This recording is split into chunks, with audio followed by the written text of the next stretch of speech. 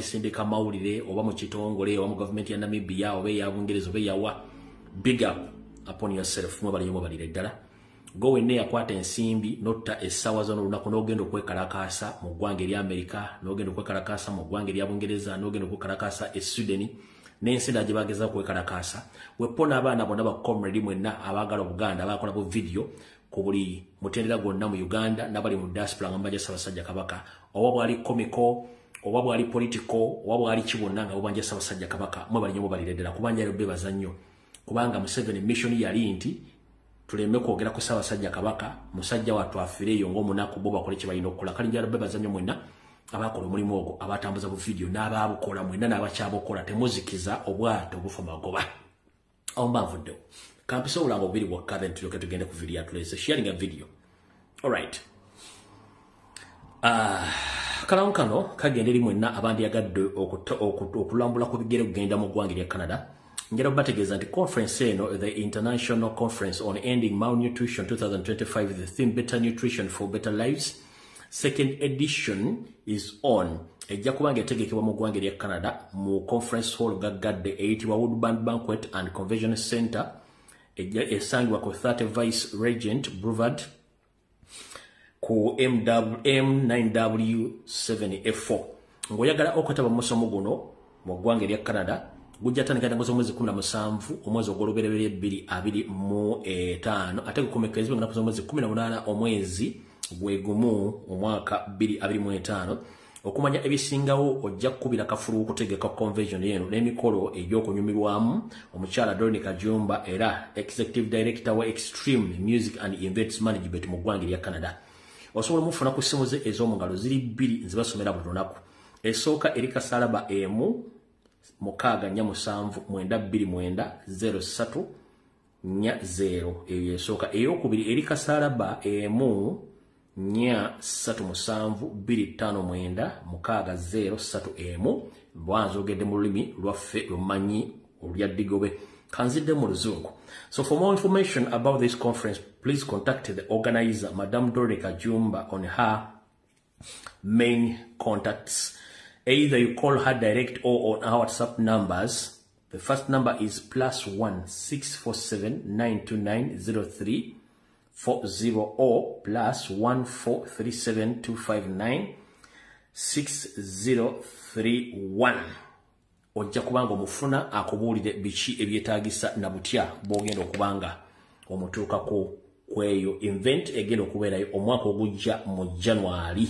Kale bwe tumala akalanga ako kampisewo akalango kano.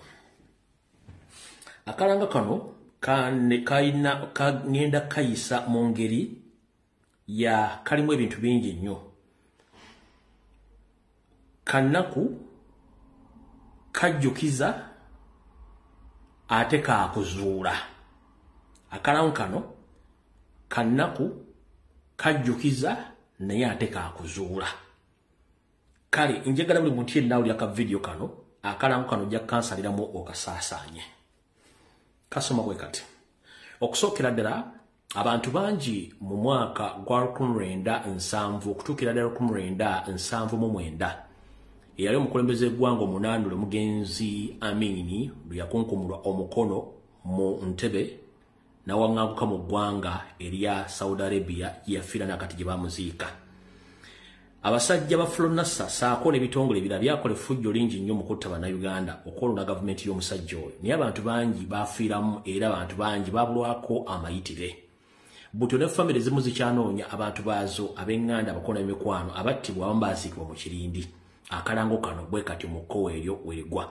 Kati gwe wenna ng'osangwa mu kitundu ky'Ekawolo Lugazi nga wali obaddeko ku ddwaliro ly'Ekawolo obanga oli mukozi obanga oli mujjanjabi obanga oli muntu wa mu kitundu ekyo waliwo enjega eyagwawo mu mwaka gwa 1972 ng'ennaku z'omwezi 28 omwezi ogw'omunaana. Abasajja basatu battibwa naye ababiri baziikibwa mu ntaana y'emu. Kati famire eya famire emu ku bantu abattibwa bali bakola mu ddwaliro eryo nga bali bakola mu department esasula emisala gy'abakozi.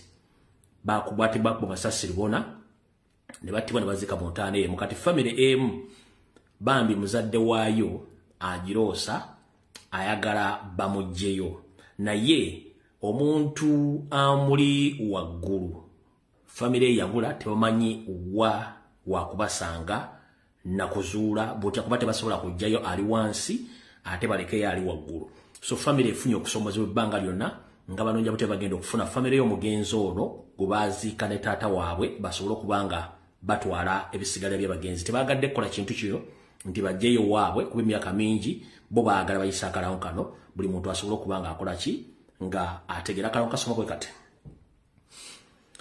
family y'omugenzi mugenzi Lukwago Nabwaga Joseph family y'omugenzi Lukwago Nabwaga Joseph ono ye mwami yali akulira okusasula emisala gy'abakozi mu ddwaliro Kawolo yakolanga ne mukwano gwe oba gotuyita workmate oba assistant wo mu kusasula emisala erinnya bampaddeko lya Kamoga lyokka yali assistant we mu ddwaliro Kawolo mu mwaka gwa 1972 bano battibwa nginaku z'omwezi 28 omwezi ogw'omunaana 1972 naye omuntu owokusatu yali akola nabo mu ddwaliro yali ayitibwa Mwami Sserwadda ono ye Sserwadda bambi ye ab'eŋŋanda basobola okuba nti bafuna omulambo gwe ne bagutwala ne baguziika naye family ya mwami y'omugenzi Lukwago Nabwaga Joseph yo teyagala kujjayo mulambo guno ate erekeyo omulambo gwe yali munywanyi w'oyo nga tefuniddwako mayitire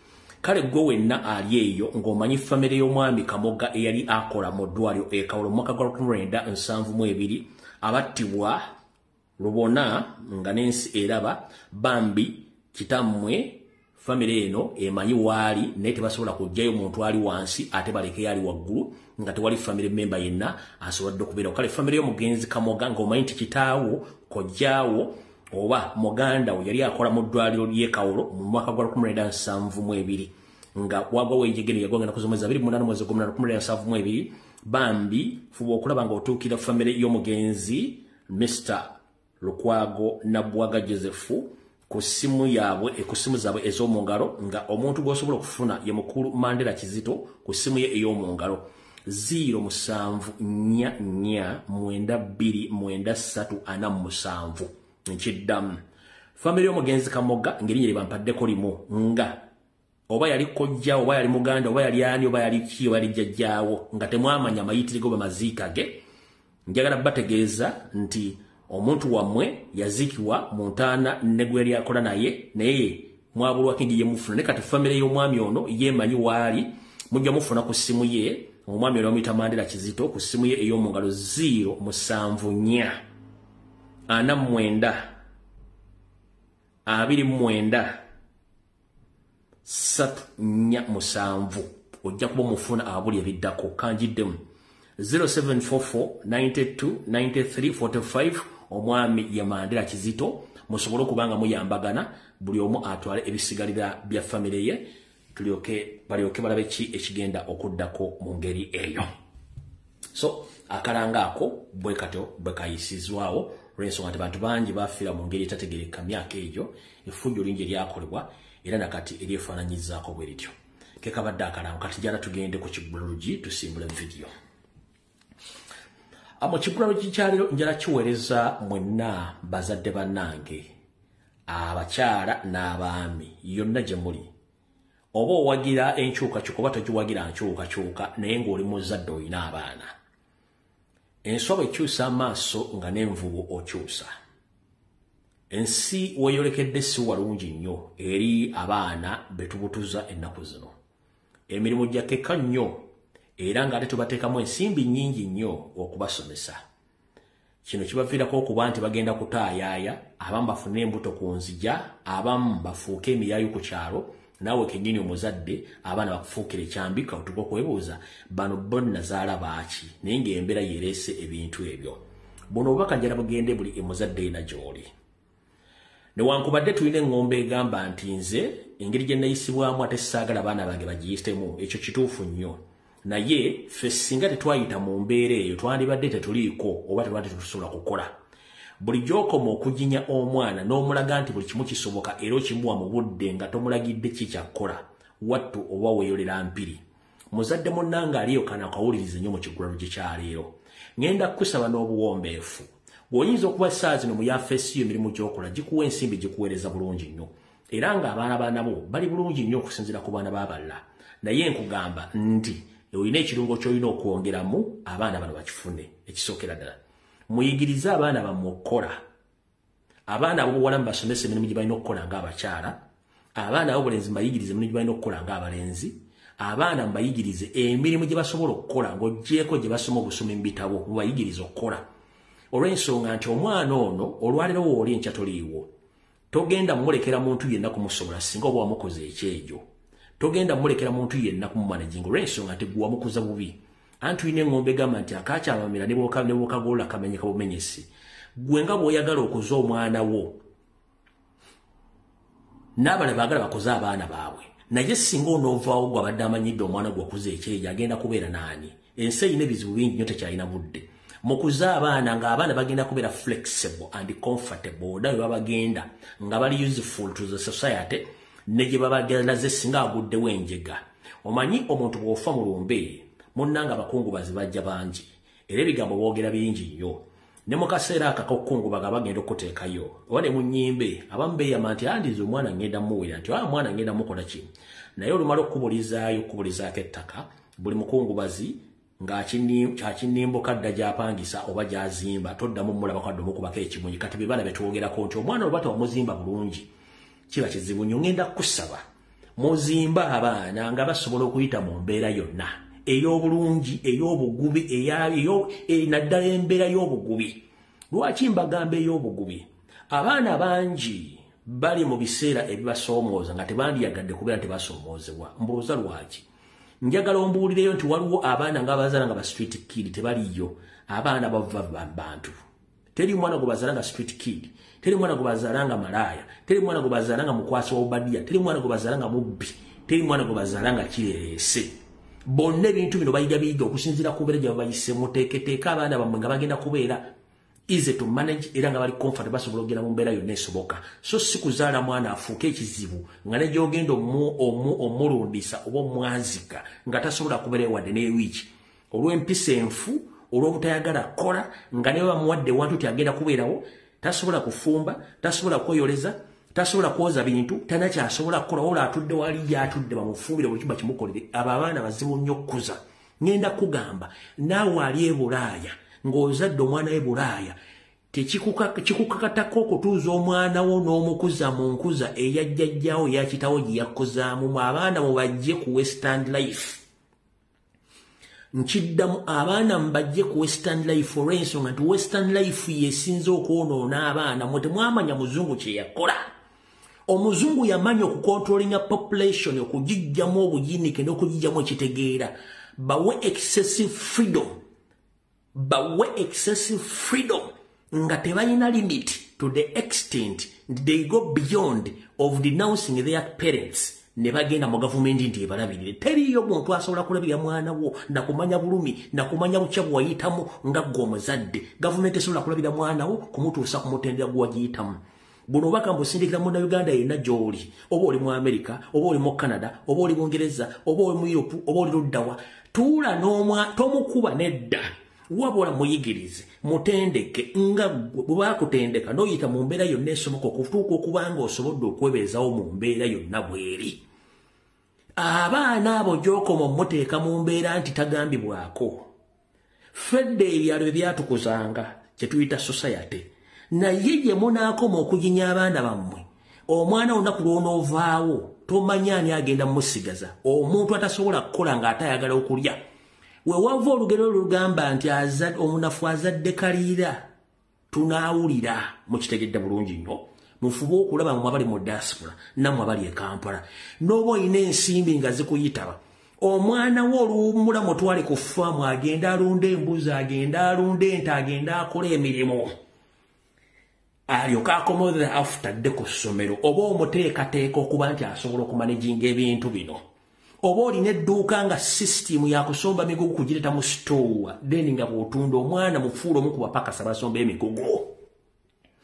oba oli driver nga govuga motoka za safari omwana muyigiriza ovuga emmotoka ezo kijja mwanguyira okuyita mu bulamu buno naye gwe onoga nti omwana wo omuleetera bata omuleetera buli kimu talina kyasobola kukola omukozi waali amwoleza abulako mutwala mukamugwanya musangule abulako mutwala mukinabiro musenya mannyo simanyi n'enviri bazimusanirire simanyi biki muganda wange weeyolera mpi gy'otamanyi kubanga bw'onoofa olunaku lw'onoofa lwajja okumanya nti ensi emwononekedde omwana omuteeketeeke buli mbeera asobola ogiyitamu era kyovula abaana bali mu Kampala baga nti ffe tuyiriba baakula nga bayiriba naye bano simanyi babobba mamizi boy mamizi gaalo kafenyera ebbuga lya labisi musango muwase oba naye akuwase yensonga lwaki na disappointments nyingi n'obutemu bungi kyekibadde ekigwalo kyekyaleero nkifundike mwandibadde mu kiseramu ne mukisaasaanya nno kuba kikulu nnyo ekyolwaleero nkifundikidde katugende ku video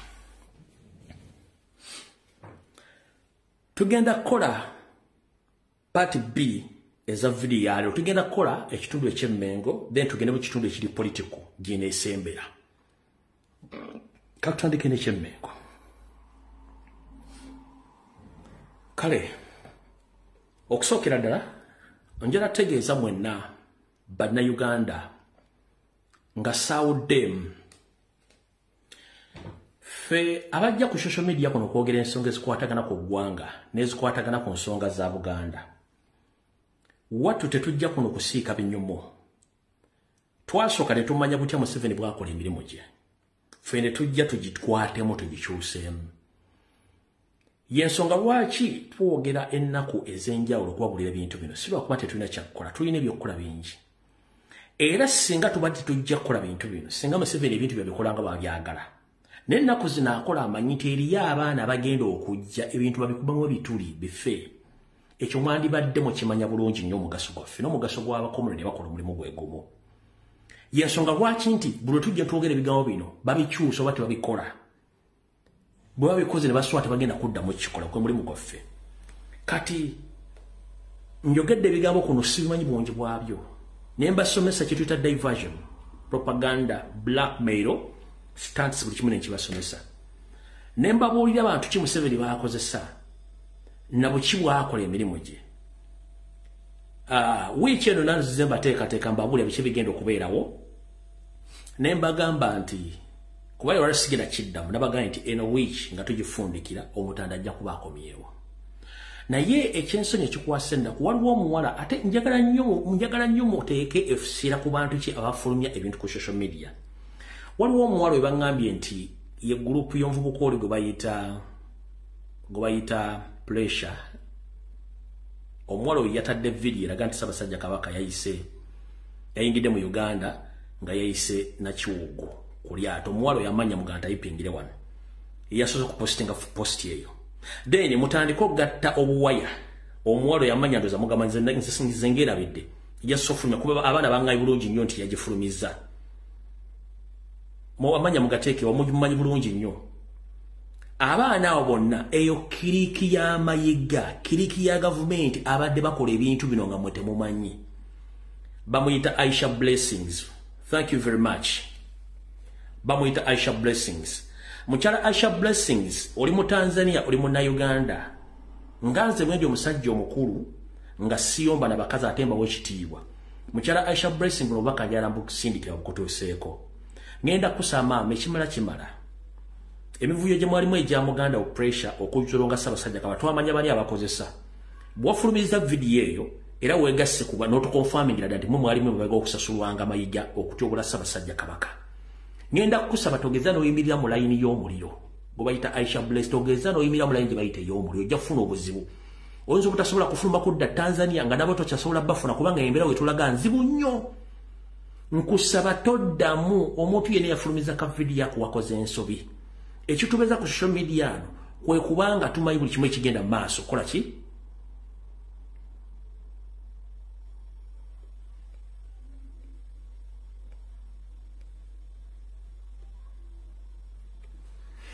kwe kubanga tujjukiza abantu biki bigenda mu maaso kati njala sooka kutegeeza gowe nalwa video eyafulumye olunaku lwajjo nesaasanya ku mutimbagano buli peegi y'omuntu yenna gwe wagirabyeko manya nti abantu abadde bekwese nga bakolera mayiga nde this guys nga temukimanyi good enough nti mwabalabye ne muyita nti ba intellectual basoma bonna badde bakolera mayiga era nakati bakyamukolera njala bategeeza video gye mwalabye enkadde nnyo Ssaabasajja Kabaka omwaka guno nga gutandika yatandika okutambula ku lulwe nga tena gwategezezzaako ng'ava mu kisaka kye ne yeetoola Kampala, Mukono, Wakiso, Ntebe ne yeetoola ng'atambula lambula ebintu by'okufuna ku fresh air n'okumanya abantu be bayimiridde batya.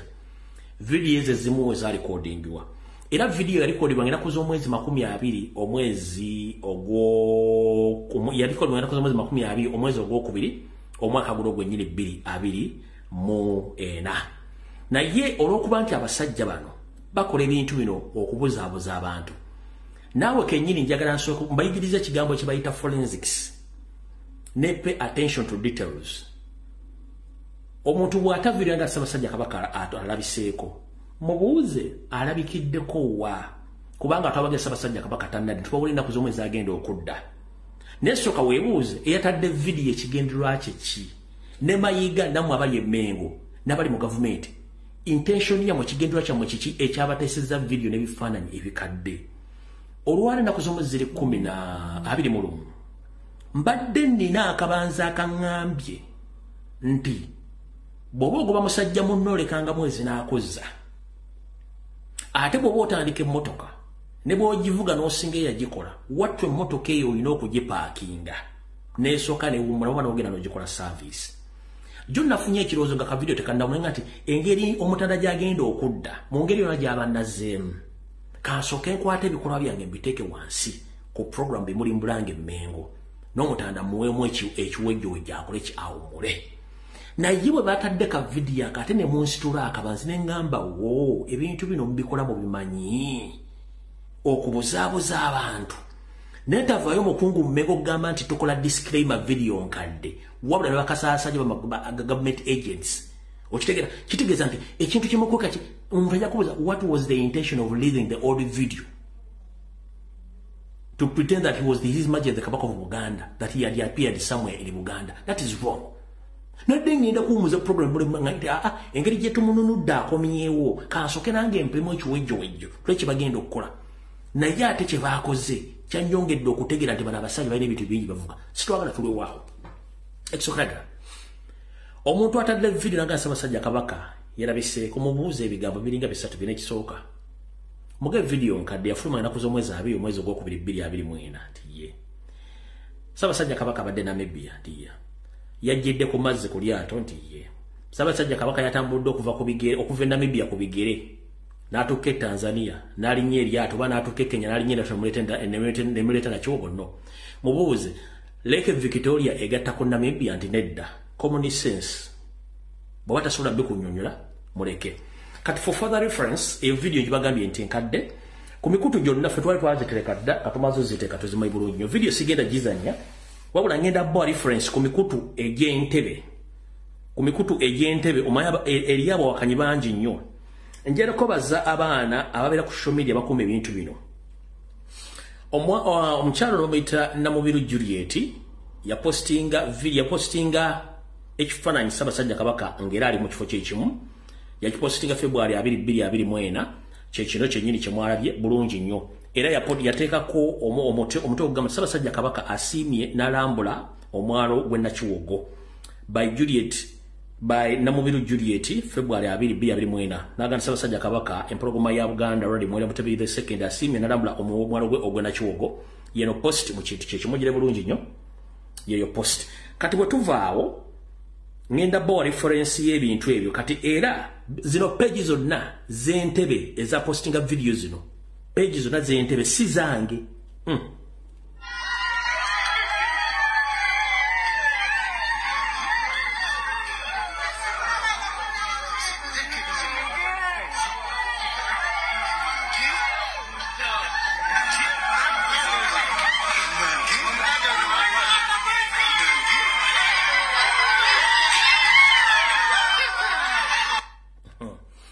kati no page esooka bagiyita Kajanstown Council Community nga yali bagikolanga ka video ka reel ya posting wa William Kitaka ngenaku z'omwezi 2 February era yawandika jubilation as Kabaka visit Nachuogo on Tuesday February 20th of 2024. The first reference. Second reference.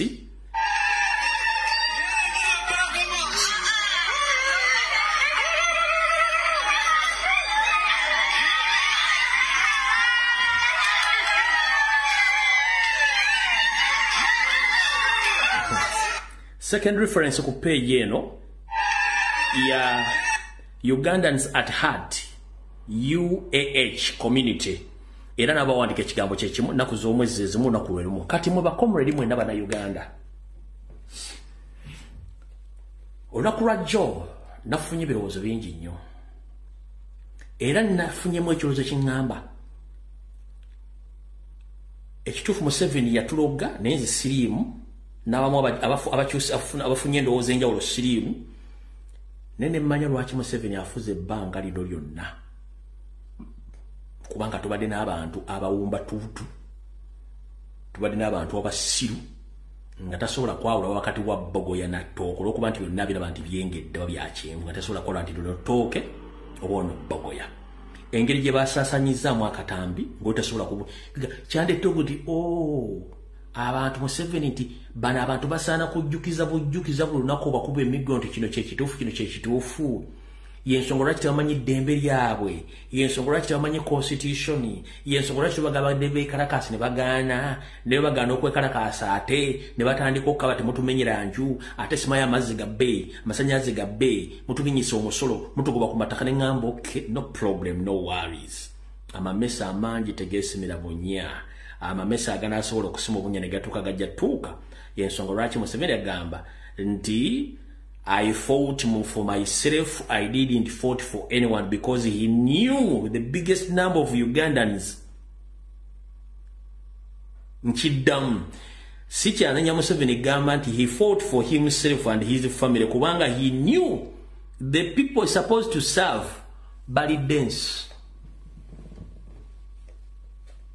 Abamanyi yabasoma bwati nagamba banonyiga wanonyiga yabasoma nasuka nabateeka wali yensonga kubanga mu mateeka matuufu a statement Museveni zazaakola both on mainstream ne ku social media zandibadde balooya abakugu bamuwaabira dda mu makooti nga ne fero gye ziri eyo ffe ng'Abaganda tujja batta nga bwe twakola eyo fero yandibadde eri mu International Criminal Court ng'eri mu East African Court of Justice eri mu High Court nga n'emisango poliisi jaggulwawo dda but nobody cares. Ekyo sigenda kirwako katugende ku nsonga endala kati ku nsonga endala eyimiridde bwete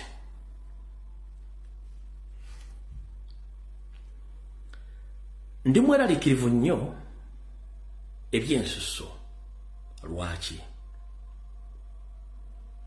tuluwanya olutalo luno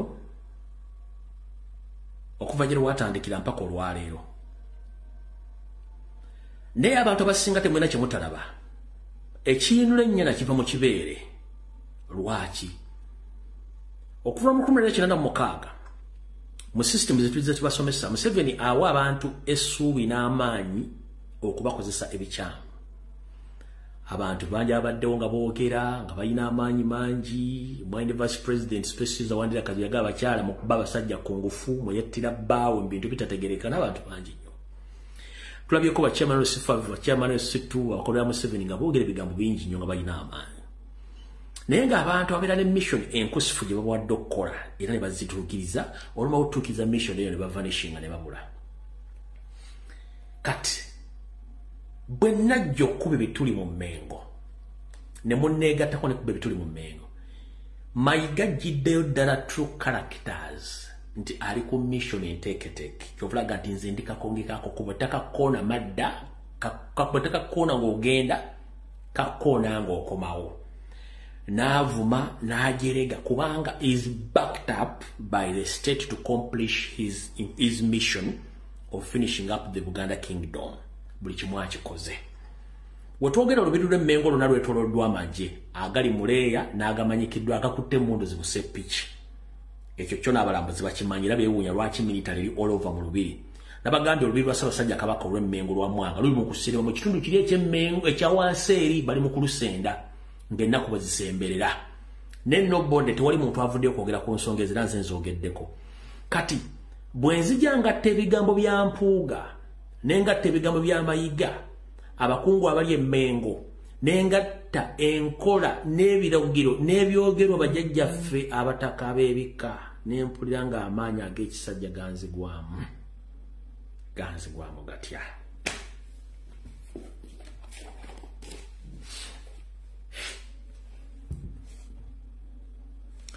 munanjulira mwenna abasajja n'abakazi abali kuno abamanyi obulombolombo n'ennono mukimanyi bulungi nnyo nti ekyawula omulangira ali ku Namulondo n'omulangira alindiridde babawulamu batya Ssaabasajja Kabaka olwamufuula omulangira addako ku Namulondo b'okusikira kitaawe bamwambaza empeta eno ebeera ku lugalo olwa Nasswi eno yemufuula nti agenda kubeera ki yemwawula ku balangira bonna nti Kabaka eyo emwawula ku balangira bonna era tojja gisanga ku mulangira yenna eno yempeta Ssaabasajja Kabaka gy'abeera nayo emwawula ku balangira bonna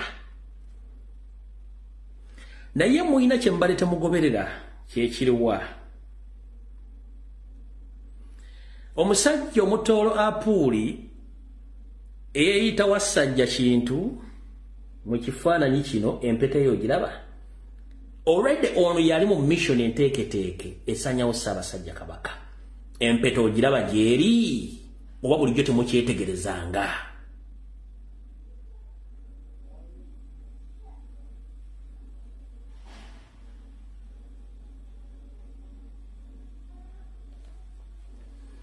njikuzuumingire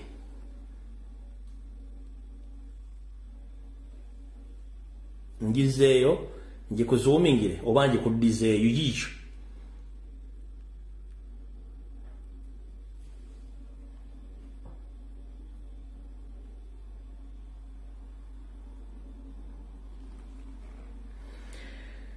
oyo nno nga mbagambye nti si mutabani wa Muteesa okujjawo ng'agenze ku DNA nga bwe twabagamba era mu mission yaabwe enteeketeeke ey'okusibira Ssaabasajja Kabaka e Namibia yali yakumutta omwami ono ngenda kukola information eno nja kwetaaga omuntu yenna alina further clarification and information about what I'm going to add out right now on contacting for more details okusinziira ku saaki yange sinnamaliriza nkyanoonyereza David Wassajja talina mwannyina yenna gw'ayogerako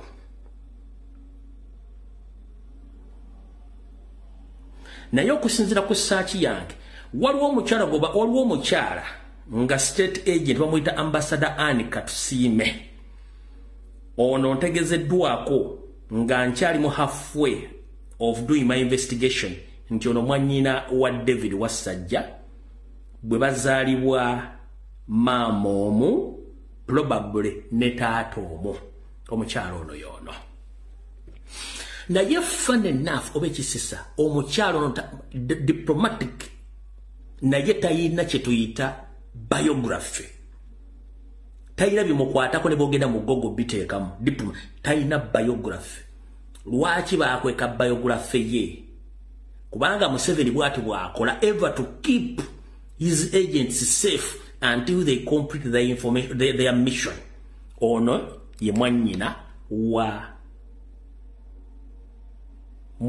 wa David Wassajja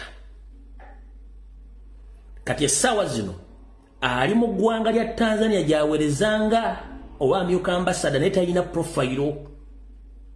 talina profile abamanyi details ku mukyalo ono mbasaba muntuukirire tumale okukola mo search yoyo mukyala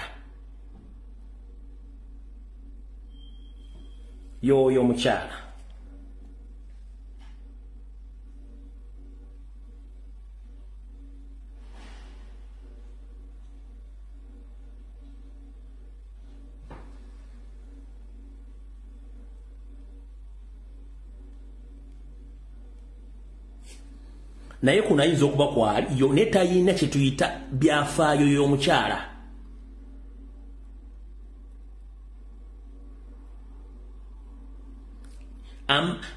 Alinga ambyuka ambassador netalina byafaayo ku ne bwogenda ku biography yo wakuti ku Google oba talina byafaayo.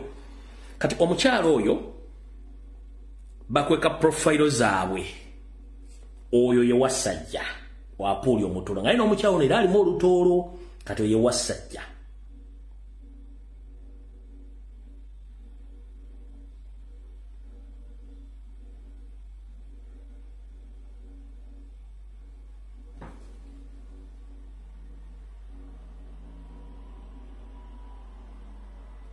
Omukyala era yoyo.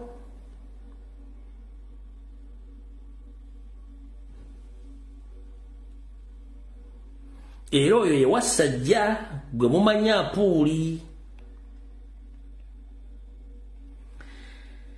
Eri agenda okugamba nti okufaanagana si Luganda. Yes, mutuufu. Naye nkugambye nti nkyakola okunoonyereza.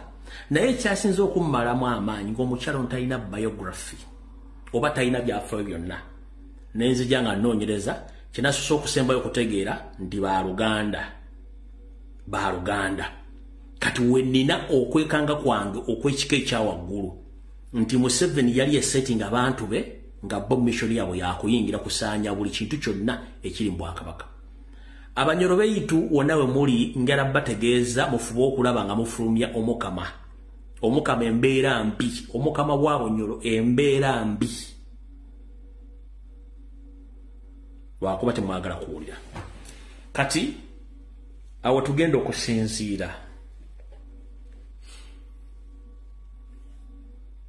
Video Mayiga zazaakola okuva emyaka giweze 5 ng'ajja akyusa statement kulamba Ssaabasajja Kabaka ng'alimba Abaganda nga nwanagana naye nga mulwanagana naye ajja akyusa obuki ajja akyusa obulimba bwe n'ateekamu n'okujerega nga ffe tusirise era ne yabadde Namibia nga bwe nabagambye nti byonna byabaddeyo byabadde biteeketeeke naye nga bwe mbasomesa buli lunaku ne Mayiga ekintu kyakola ebintu bino bisoma mu kitabo kyekimu. Mayiga akola atya? Mayiga asindika abantu ku mission ne bamupresentinga naye nga yeetogenda mulabamu naye nga mwali. Kati ne Museveni mission ye eya divide and rule mu Buganda okugitekinga over already kati mu 90% naye era akolaga taliimu. Saga yonna eyabadde ye Namibia bagambye nti me I don't know whatever is taking place in Namibia. By the way, I didn't know that His Majesty went to Namibia or went to Germany. Sina kimanyi. Ukitegera byonna mabitegedde bulungi. Lwaki Museveni yeebuzabuzanga afukaana aba? Naye mubuuze abataka bajja ne Nabbosa mu State House okwogera nti baagala bayambako bagende balawe Ssaabasajja. Baali bagenda Nakiwogo, baali bagenda mu Lubiri Ebbanda, baali bagenda mu Lubiri Bamunaanika. Naye nga ye kwolo yakulaze yabali receiving bambula gye balaga naye ate bamala okutuuka eri asindikayo Sapina. Kigambo kya Luzungu ekiri mu Lumerika kya Lumerika bakikozesa nnyo mu system ya government nti omuntu bamusindikira ekiwandiiko nga either you know producinga oba producinga byebaagala. Kati Museveni yasindika preventive arrest in Namibia nga bakolagana government ya Namibia ne bakwata abataka.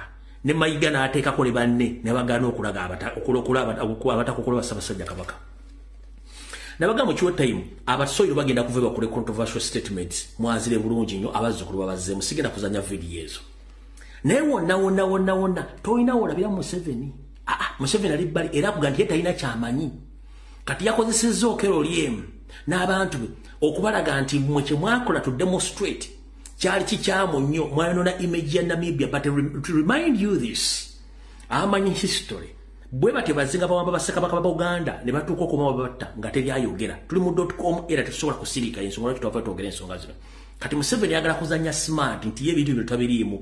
But who controls Buganda and who pays Mayiga and who protects Mayiga? It is Museveni. So era ani eyawa Mayiga obuyinza? Museveni. Nesale Musale. Kati obuuza Museveni weegandira luddawa. Kati wano wetulaga. mu nkola ya Museveni bagiyita mpankuwe. Give and take mpankuwe. Bajjajjaffe abakulu b'ebika abatakambula musizaako amanya gayenze Lumbuye. Ndi muzzukulu wa Mazige Emuyenje Kansumete muri bulungi mujebaleko kati mu nkola ya Museveni gitumanyo bulungi bwakuwa obaako kyogenda omuddiza batata mwagenda ne mutuuke wa Museveni ne musaba ettaka n'alibawa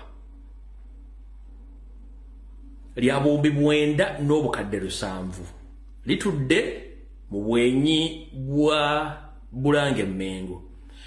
Bazzukulu bammwe twagala babuuza Museveni mwamuwaki mu kumuddiza. Museveni mwamuwaki mu kumuddiza mwe nga muwadde ettaka lya bumbi 7 obukadde 7 bumbi 9 mu bukadde 7 mwamuwaki mu kumuddiza ye ku yali ayagala kye mutagamba bazzukulu kye mutagamba Buganda.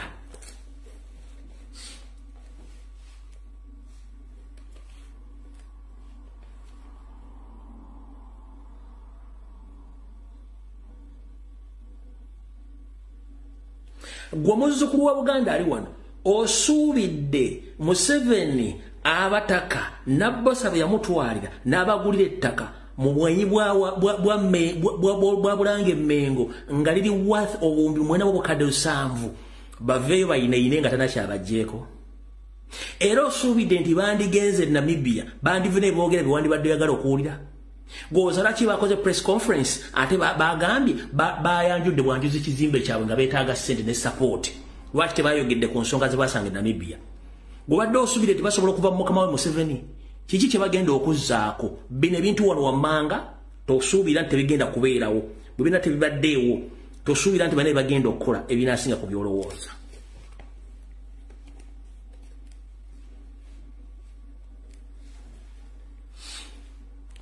Bino mbawa bigenda okujja nga bagenda bikyusa. Museveni tatta kibenga tanya kikenenya ndusu. Sigamete abataka muri bibe. Munkwate bulungi Museveni tatta kibenga tanna kikenenya ndusu. Wabula saagala munkwate bwe ngambye nti sigambye nti bwe bajjajjaffe muri bibe. Wabula ngambye nti Museveni tatta kibenga tanna kikenenya ndusu. Olulimi Luganda mulumanyi. Tuga nti totta kibenga tonna kikenenya ndusu kati Museveni gwe muzanyi gwe yabatadde mu gutya. Tuzza tukuba programu zonna ng'abantu batusekerera wano. Kabaka bwe yafuluma ne baga propaganda n'agenda e Germany. Abaakomawo Kampala ne bamuwamba ne bamutwala e Namibia nga teri amaanyi ne tujja tukuba kerere. Ne tuleekaana bagaba abaana balalu ne tusirika. Ne tugaba bazzukulu ba Buganda n'abasajja bakulu bazaana n'abasajja bane mugende mwekalakaase ku mikuwamba sizonna abantu bakikola bulungi nnyo. Ebyavuddemu abirabira bulungi nnyo ge maanyi gaabwe. Ne baba takabaali bakaze ko demonstration. Wadoteeko conference yo nebuuza nti omutaka munnawe ali luddawa. Baali bakoze ko press conference ne bakonda eminga mayiga.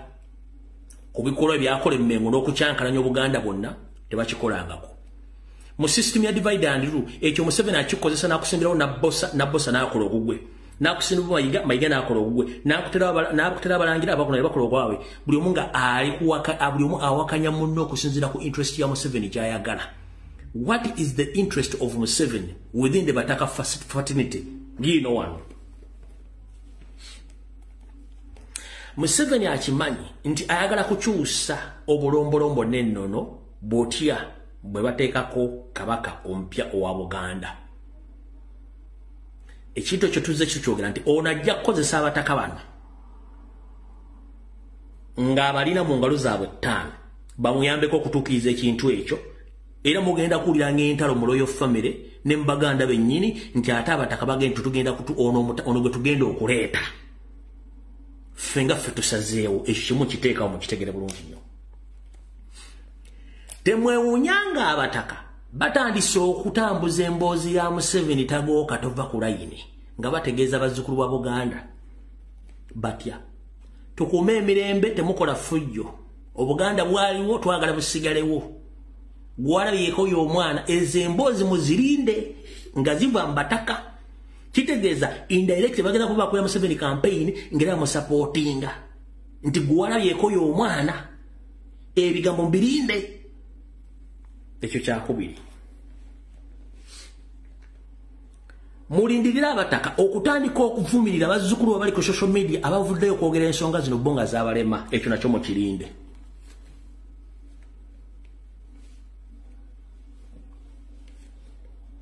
ekyo nakyo mukirinde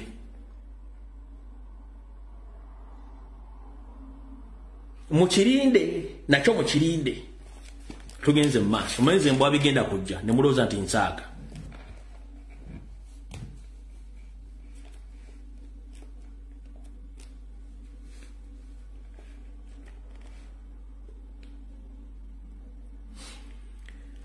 temwewuunya abataka nga batandise okulwanyisa muzzukulu wa Kayiira Ajuule atudde emugulu Musingo Robert Kyagulanyi Ssentamu bino bagenda bikoleranga mu nnyimbe mu nkuŋŋaana zaabwe ez'ebika mu miitingi ezitakkirizibwanga mu bantu nga bavumirira basiiga ettoomi nga basasula ssente ziri zeezo enteekateeka ze mbagambye mujja ziwulirako bwe nnaaba nga wendi oba nga mwe muli byonna mugenda birabako n'agammwe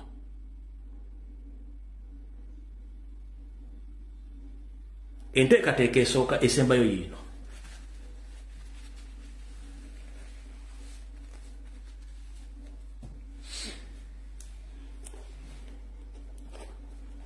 mweteeketeeka okuwulira nga buli kika kirina bajjajjaffe abataka ab'ebika abakulira ebika nga bali aba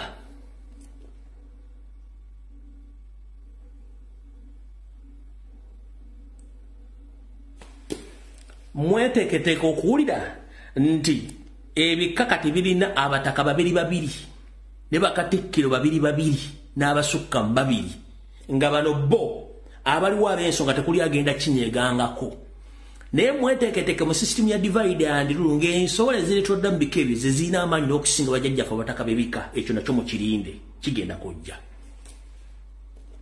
nga nfundikira n'ekyo we tunaawunzikira mu katyabaga kano ke tulimu mweteeketeeke ebika ebigenda osigaza obutaka bwabyo nga n'amataka weegali bijja kuba bibalirwa ku ngalo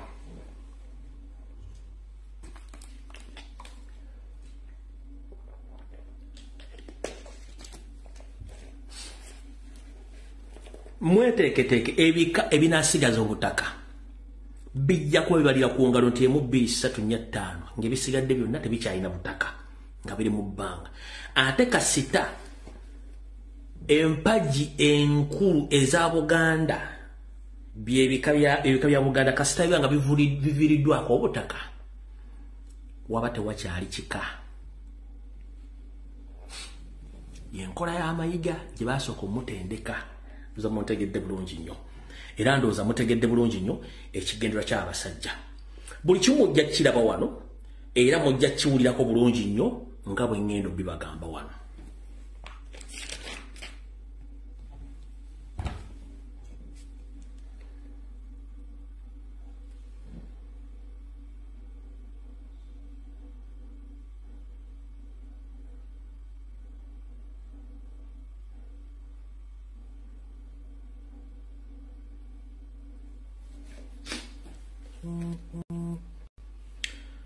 mweteeketeeke bulungi nnyo nkiddamu mweteeketeeke bulungi nnyo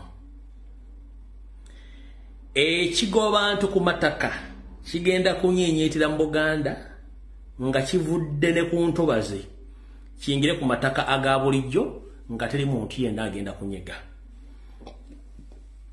kabaye bataka abo n'olutalo n'olugenda okujja wakati w'abataka n'administration y'Emmengo luno lugenda kubeera sponsored by Museveni kubanga lujja very soon mululinde awo tuvuddewo kalugende ku nsonga endala.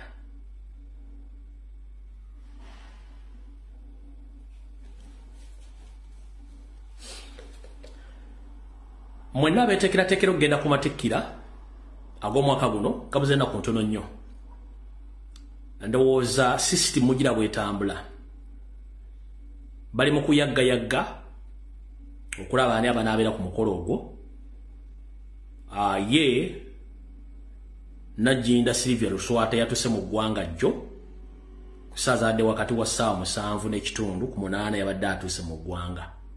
Kubanga alina okubeerawo otaswaza mukolo ogwo, alina okubeerawo.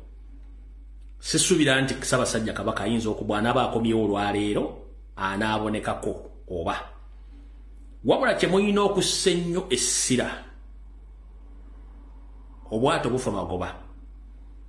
Abatamanya ngamba bano be nabasomera amannya be bali mu lukolo olwagala okusanyawo Ssaabasajja Kabaka. Ofe nnyo okulaba nga mwetegereza biki bigenda mu maaso mu Uganda ne mu Buganda. Kubanga buli kintu kyonna almost kati bwe mutalwana nnyo kyandibanga kituuse ku nkomerero y'entandikwa yaakyo. Olw'ensonga eyo switch nze kati musabire nnyo Ssaabasajja Kabaka ebigenda mu maaso mujja byetegereza. Tugenze kati ku general information eri political. Mwenna ndoza kansokenza nnyo akatambi kano. Kansokenza nnyo akatambi kano. Tusimbule Masati Mpuga nsamba ne group yo mutuule. Ngenda balete mugenda kuwulira. Kansokenza nnyo akatambi kano. Nze geto commander. Geto fulakati. Nga abaana be bayita mu meeting. Ne babatuuza bagende beekalakaase ku lwa Joel Ssenyonyi ku parliament nga baagala okulabisa Joel Ssenyonyi. Abaana abaganya okugenda ku parliament okwekalakaasa bakwatiddwa. Babakutte abamu bali ku poliisi y'e Wandegeya, abalala bali ku poliisi y'e Katwe. Ge mawulire ge tufuna obudde buno. Abaana abaganya okugenda okwekalakaasa bakwatiddwa.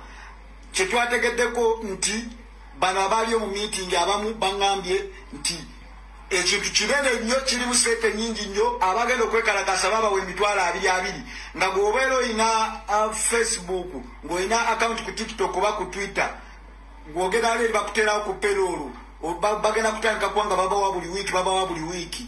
So Joel Ssenyonyi ssebo nsinzira wano okukugamba mukama wange sigala ng'olabisa abasajja bano, sigala ng'okola ebyo by'olina okukola ate kati balabise paka kuwulira bubi kubanga bo bennyini batandise okwekuba omupiira. Abaana be batumye mission abaganya okukwatibwa bali ku poliisi era ssebo mbadde nsaba okulabisa abantu bano okyalireko n'abaana abali ku poliisi ewandegeya.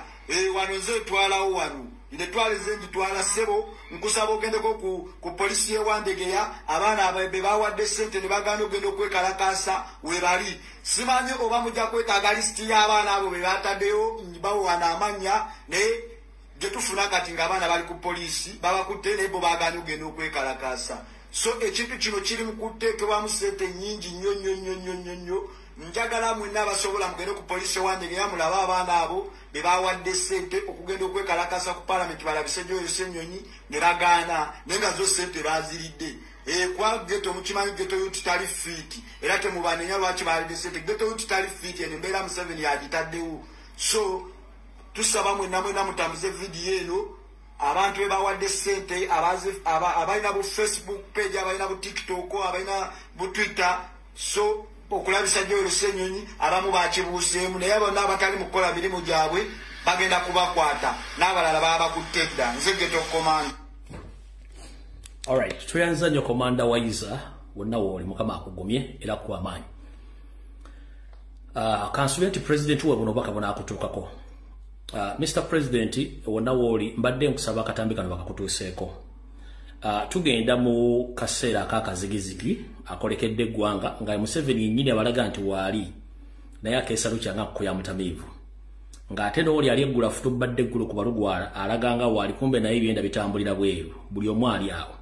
Oli dere drinking general oba genetically modified general naye ali awo ebintu tabitegeera ensi etandise obbatabukako. Mr. President buno bubaka bwali bwenjala bakusalemba bukuwe. Ngenda kusaba olwaleero luno onoba ofunye obudde bakuwa akantu kano kawulikize. Eri wa comrade bangi nnyo betuyita ba foot soldiers n'abalala abandi yagadde okutuukako ng'omuntu bakubulira ebizibu byabwe nga tebalina access kutuukako olw'ensonga nti bafuna ebizibu bingi nnyo okutuukako. Ate abo bajja okomplaini oba okwogera ku nsonga zino bataalibwanga abantu abakyamu. Obukulembeze bwemmanyi nti oyagala nnyo okuwuliriza omuntu asookerwako n'asembayo. Mr. President ngenda kusaba oyite bonna abaana ba foot soldiers botambula nabo abakukuuma abakubugiriza wonna wobolaze n'ababeerawo mu ngeri yonna obayite nga tekuliiko mukungu yenna ava ku secretariat oba muntu yenna mu nabyabufuzi nga aba ku secretariat ofuna olukungaana n'abaana abo bo ne bwono bagaa temujja n'amasimu bo bajje bokka bakutottole ebizibu bye balina ojja bitwala ojja bewulolw'ensonga nti bwe bagezaako okweyabya eri abantu amu babatwala ng'abantu batalina mpisa. Tulina abaana bangi abaava ku mulamwa olw'okuba nti bafeesinga ekintu kyekimu. Nze bampita mbobo ya mbuzi buli kimu nkikugamba nkikutira ku mmeeza abalala tebajja bigamba nenze mbikugamba. Mr. President ngenda kusaba oyite olukuŋŋaana lw'abaana bonna abakutambulirako abakuuma abakola buli kimu obayite nga tekuliiko mukulembeze yenna ali waki ku kitebe oba waki obayite nga gwe president obatuuze buli omu akubuulire ebizibu bya feesinga kubanga tetwagala kuddamu kukendeeza maanyi g'abaana bano. The fact is abaana basanga ebizibu bingi nnyo ne babigambako tebafaayo. Mu nkola y'amagye amagye gabeera boosted by the commander okuba nti balina will ey'okucommandinga n'ey'okukoma omukulembeze. The moment amagye tegabeera boost kitegeeza nti oba oli ku risk ey'okuba nti bagenda kuyingira mu system yo bakutuuseeko obulabe. Mr. President wonna woli ngenda kusaba oyite ba foot soldier ne security team n'abantu bonna bomanyi nti nga tekuli mukulembeze n'akabeerwa ku secretariat ng'abaana bano bakubuudde buli kimu ogenda tegeera. Era ojja kumanya lwaki n'abaana abamu baavaako ku layini katono. Mr. President, the reality is ojja kumanya lwaki n'abaana abamu baavaako ku layini. Wetugenda si walungi. Naye abaana bano basaana babuulire president bakubuulire president kino kiriwo kinebo olyoka otegeere biki kubanga olyo by'otamanyi. Eri ebintu by'otamanyi gwe just abaana balaba bazize ku gaadi ne bakutambula ne basanga ebizibu bingi. Tetwagala kuddamu kufiira omwana n'omu olw'okuba nti oba alina kyalumizibwa mu mutima tasobola kyogera kyogera bwanakyogera bagenda muyisaamu eggalo omuga nti yeewagudde biki no. Buli mwana tumwetaaga atwala obudde n'abeera ku gaali yo. Mr. President wonna woli nkusabye buno baka nze mbukusabye wonna wooli fuba okulangula abaana bano kubanga basinga ba MOP nkiddamu ba foot soldier basinga ba MOP bonna abasinga obungi ng'ogyeko particular ba MP bomanyi baliga 3 4 5 abasigadde bonna ba foot soldier abasinga. Mr. President nkusaba manyi olina obudde butono olina ebyokukola bingi nnyo naye kye bayita abantu bano okujja okukubulira ebizibu byabwe kigenda kuwa ekifaananyi ky'obadde tolina era okitegeere bulungi nnyo ebizibu abaana bano basanga batasobola kugamba ekyo byonzo ebyogedde lumbuye gwawulira ng'onyiiza nnyo ngeno information efulumye wete ekigere kyo kiteeke mu nsawo as simple as that. Abantu tebajja bibagamba nze nkigambye mbyogedde kyekyawo nvuddewo. Tugenze ku nsonga endala. Ensonga endala yiino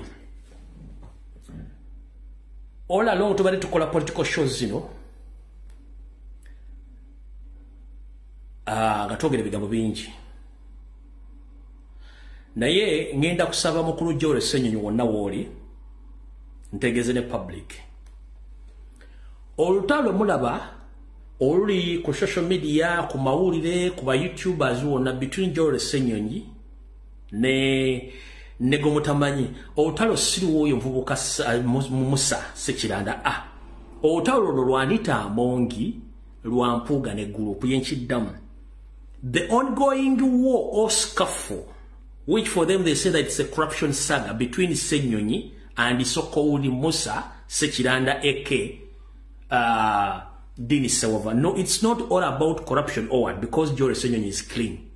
It's all about the ongoing war between Mathias Mpuuga Nsamba and the new loop with the help of Anita Amongi kye kigenda maaso olutalo si lwa Ssenyonyi olutalo lwa Mpuuga n'Anita Amongi ono Ekizoosi dini luba wasava Ekizoosi efulumya mukka guva mu ingini nkiddamu dini luba wasava Ekizoosi azini efulumya mukka guva mu ingini moto bwebetokota efulumya omukka kati dini luba wasava Ekizoosi so si motoka si ingini leka Anita Amongi n'Empuuga n'akabinja kaabwe mutegedde bulungi nnyo kiki kiriwo kiti twasaba wano nga lupu wakafuuka lupu ntukugamba tumanyi muganda waffe nti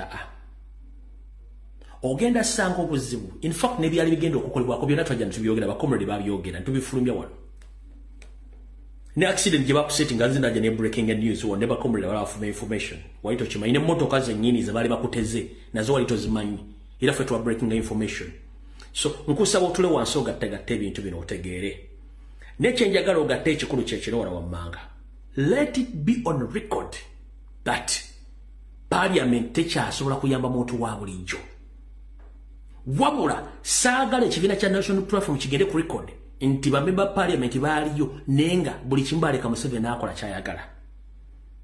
It is on the record nti ebintu bingi ebikoleddwa nga wabuli w'amateeka njagala ofuneyo olunaku lumu nga parliament ejjudde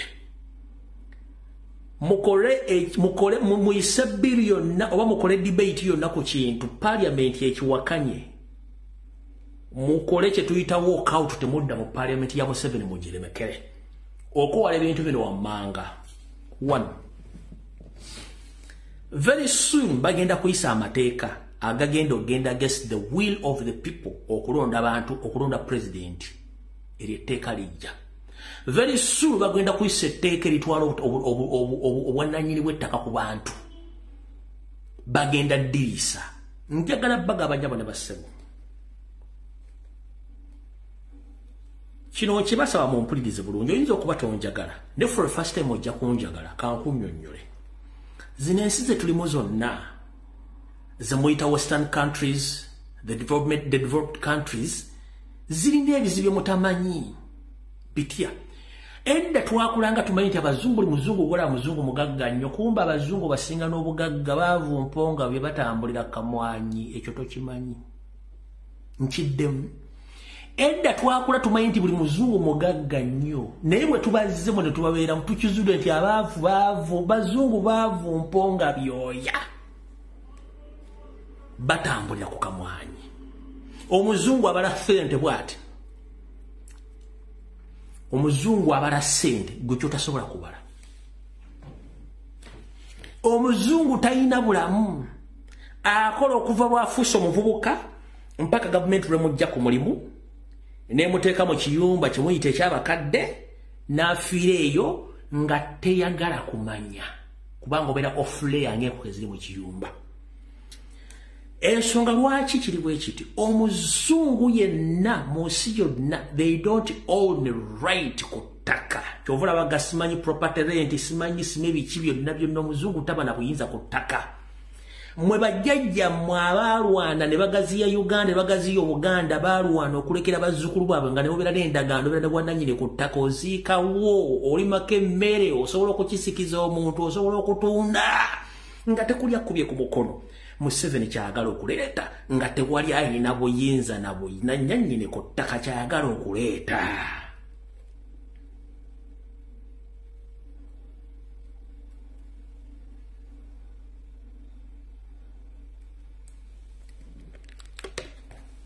Minisita omubeezi avunaanyizibwa ku mayumba n'enkulaakulana y'ebitundu Chris Balyomunsi baliko enkyukakyuka ze bagenda okukola mu tteeka ly'ettaka eziwa gavumenti olukusa okukozesa ettaka ly'omuntu wadde ayagala oba tayagala nga zirinze kukkiriziganyizibwako olukiiko lw'abaminisita.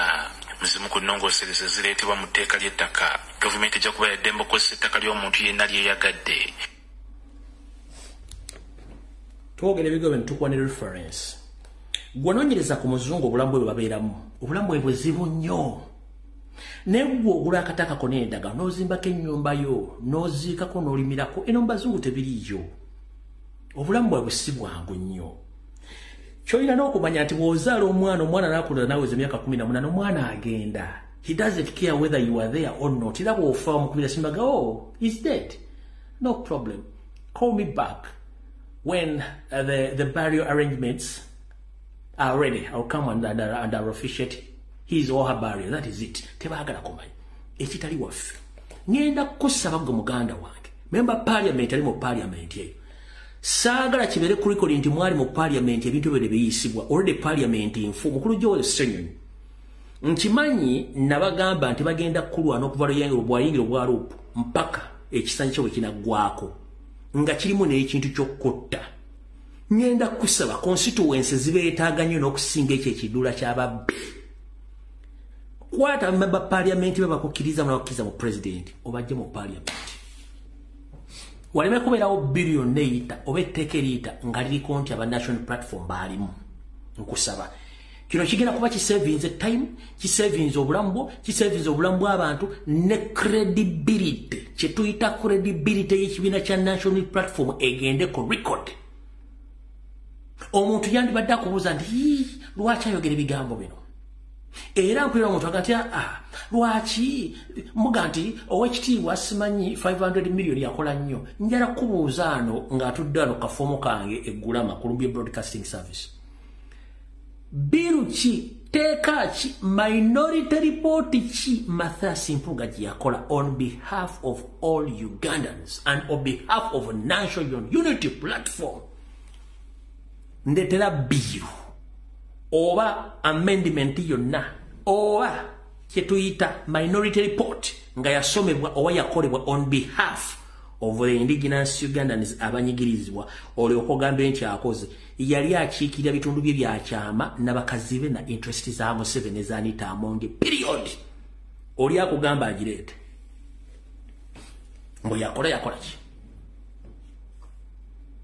Wadde saagala Kagege gomuyinza Nsereko Muhammadi Nyereko yali aleese social media, yaleese etteeka lya social media nirimudibirira nerifa yalireeta. Wadde nze Nsereko simwagala akimanyi ninga ate nze namuleta mu parliament kusooka naye yaleeta etteeka lya social media nirimulemerera n'alivaako. Mpuuga yaleeta tteeka ki? Talina. Kati awo tuvuddewo. Ku Lwokusatu nabadde mbagambe bazanyira obutambi buno omukulu ono bwe yayitamu nga terwali lutalo wabula kyekinga bakyogera lwali lutalo lwe baali basindise. 1. Bagenda kulwanyisa buli member parliament yenna owa national platform nga akkiririza mu president era nga akkiririza mu Joel Ssenyonyi nkiddamu.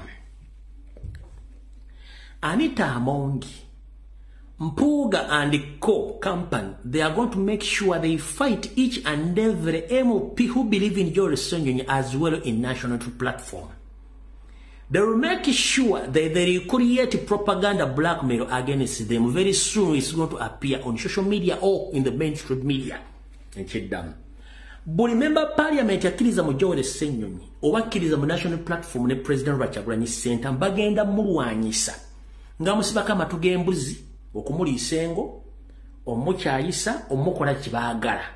Katasovu Mpuuga and group Anita Amongi sponsored by the state. Kati okowala ono yenna vulugu jayo abantu baffe mugende mu constituency abantu bagobye ku mataka abantu balina ebizibu bingi nnyo mugende mubuuze ebizibu by'abantu okusinkubira mu pali temukyenda kye musobola kuyisa. As simple as that. Ekyo mukitegedde bulungi nnyo. Awo nfuddewo nawo ngenze ku nsonga ndala. Omukulu ono atunanga ekyangu ekiganda gwe bayita oba yekaguka goba kagumba ono yali emabega w'envuyo gyonna egirumba Joel Ssenyonyi ng'akozesebwa Mathias Mpuuga Nsamba. Yatunanga ekyangu ekiganda bw'omutunuulira oyinza okwoza ategeera kumbe naye embaata yaneeti etuddaawo. Kati ku nsonga zino ngenda sooka balaga ebintu bino wammanga mugenda kwewuunya. Abantu bonna bakozeseddwa okujja against Mathias Mpuuga Nsamba mugenda kwewuunya. Okumanya bana basajja basiru mugenda kwewuunya. Kansuke mbaddize katono nnyo akatambi. mbatwaleko mu flashback nga tukyali mu kibiina kya Democratic Party. Sooka weebuuza olwaleero bukyanga Norbert Mao ayingira mu kibiina ekyo n'akitunda, mwali muwuliddeyo abantu bonna abapya abazze okwegatta ku kibiina ekyo? The party was tewali kitegeeza nti kibiina bakisiiringa. Si bwe kiri nti bwe kiri. Goloza lwaki abali mu Democratic Party be bali aganaaga nga bakyankalanya buli kibiina ekiriwo nakibanyonyola ne bagamba nti bano baali bateeketeeke Museveni nga abakozesa okukola emirimu gye egy'okudestabilizinga political parties y'okusigala nga NRM egenda maaso, kyekigenda maaso. So teweewunye bigenda maaso nti bakuliyetinga stories ne bakuliyetinga stunts nakugamba omusajja wa DP asobola okwokya ennyumba yo nayo kiramu ne mukazi we nga yanoonya kye tuyita sympathy vote mu public bamulonde kubanga bakikola baze bakikola ebbanga lyonna mu kustaginga abantu okujja okwogera on behalf of their well-being. Ekyo tuli abakwatira nsawo. They are easy to compromise. Era bakompromise nga nabo bakozesa the same system to compromise others for their own personal benefits. Bakikola bulungi nnyo. Ka group akali e Masaka akakozesebwa mu kulumba president ne Nuupu simanyi president namawuli abakumi ba president bakuba namawulire era bichi bula era Nuupu temugenda gena Masaka bichi. The same group atempoga yakoze ensobi kuruno yakoze ensobi erina lubuto mujjukira kavidi kakabazanyi mwe mwagale byononese kano kavidi mukajjukira Kano. I would really hasten to say that perhaps the motive was political, because how again can I attribute this to anything else? This is how Mathias Mpuga explained the motive of his shooting in Masaka from his bed at Rubaga Hospital, where he was transferred from Masaka yesterday. But now Masaka police say the shooting was due to rivalry over a woman between Mpuga and the former auditor of Masaka Municipal Council, John Sempira, and not politics. I want to refute allegation that this is political. There's nothing political. It's an issue to do with the private affair. The police say that after the shooting, Sempira and Harriet Ndagire allegedly arranged to rush the victim to Masaka Hospital. After shooting him and the wife even took him to the hospital together, to the Masaka Hospital. Sempira, the man who shot Mpuga, was arrested last night and is still held by Masaka police as investigations continue. So we are going to charge Sempira with attempted murder by shooting. Mpuga, meanwhile, is still admitted at Rubaga Hospital here in Kampala, where he was rushed by Harriet Ndagiri. Both Mpuga's car and Harriet Ndagiri's car, which was used to transfer him to Rubaga Hospital, have also been impounded and are being kept at Masaka Police Station. Kati Muge video jengendo okuddako okuzanya eyakoleddwa abasajja abali e Masaka abagambye bagamba Bobi Wine asirise abagamba Bobi Wine bwasirise nnyo atembu ku byampuuga avaayo mangu. Waliwo abanuupu e Masaka abaagala Ssenyonyi alekulire ekyaluupu olwa 1.7 billion. Naye omwami eyakoze presentation ya katambi ako ye Ssezaala wadde Mapuuga Mpuuga eyomukyalo oli Ndagire gwe baakwatira mu loogi n'Empuuga gwe baakuba amasasi wabadde ekinyusi kya katambi ako. Akatape ngengendo kuzannyira. Omwami bamuyita Mulindwa Emmanuel ye taata wa Harriet Ndagire gwe baakwatira mu loogi n'Empuuga ne bawuka bamukuba amasasi. Era omwami ono abeera ku buloka amanyiddwa ennyo nga Mabeera mu Nnyendo we wali amakaage. Musajja mubazzi alina n'ebbajjiro ku kyalo kyennyini okuliraana essomero lya Bright Grammar. Bright Grammar lino lyani siriri mu Mpuuga. Kati video gye ngenda okuzanja kimanyi nti omwami agirimu ayogera Sezaala wa Mpuuga azaala Harriet Ndagire gwe bwakwata n'empuuga mu loogi mbawadde pulyambo mugitegedde manyiza video ezenza akuluka bulungi nnyo n'oluka kigambo ku kigambo ndoza kati mutegedde video gye ngenda okuzanya omwami asobe bagobejja oyo Sezaala wa Mpuuga omukyala Harriet Ndagire gwe bamukwatira mu loogi omukuba amasasi olyoka otegeredde obuzanya bw'abasajja ba DP nze ngusobola nze kawuliriza omukulembeze w'oludda oluvuganya gavumenti era nga ye mwogezi w'ekibiina kyaffe ekya NOP Right Honorable Joel Bisekezi Ssennyonyi ke kaseera aveeyo atangaza eggwanga ku bigambo ebitiŋŋana nti yakwata ekyoja mu miro ky'akawumbi kamu n'obukadde 7 okulaawa n'okutta lipoota ya Civil Aviation Authority ne Uganda Airlines mu kaseera we yabeerera ssentebe wa Kosase. Honorable Joel Bisekezi Ssennyonyi alabise emirundi egisukka mu gumu nga yeetooloolwako emivuyo okubikwata ku nsimbi y'omuwi w'omusolo. N'olwekyo kano kadde katuufu nnyo okuwa bannayuganda ennyinyonnyola ematiza. Nga bwe tulabye pulezidenti waffe Honorable Robert Kyagulanyi Ssentamu bw'azaakola ng'awulidde omuntu yenna owa Nuupu nga ako sijja kamala kati bobanga mukulu Emmanuel Mulindwa taata wa Harriet Ndagire gwoyogerera mukoddomi w'ompuuga nga tetukulaba nko wantu wonna ku nkuŋŋaana za Nuupu wadde okola ekimu mwe mulowooza tuli basiru terutegeera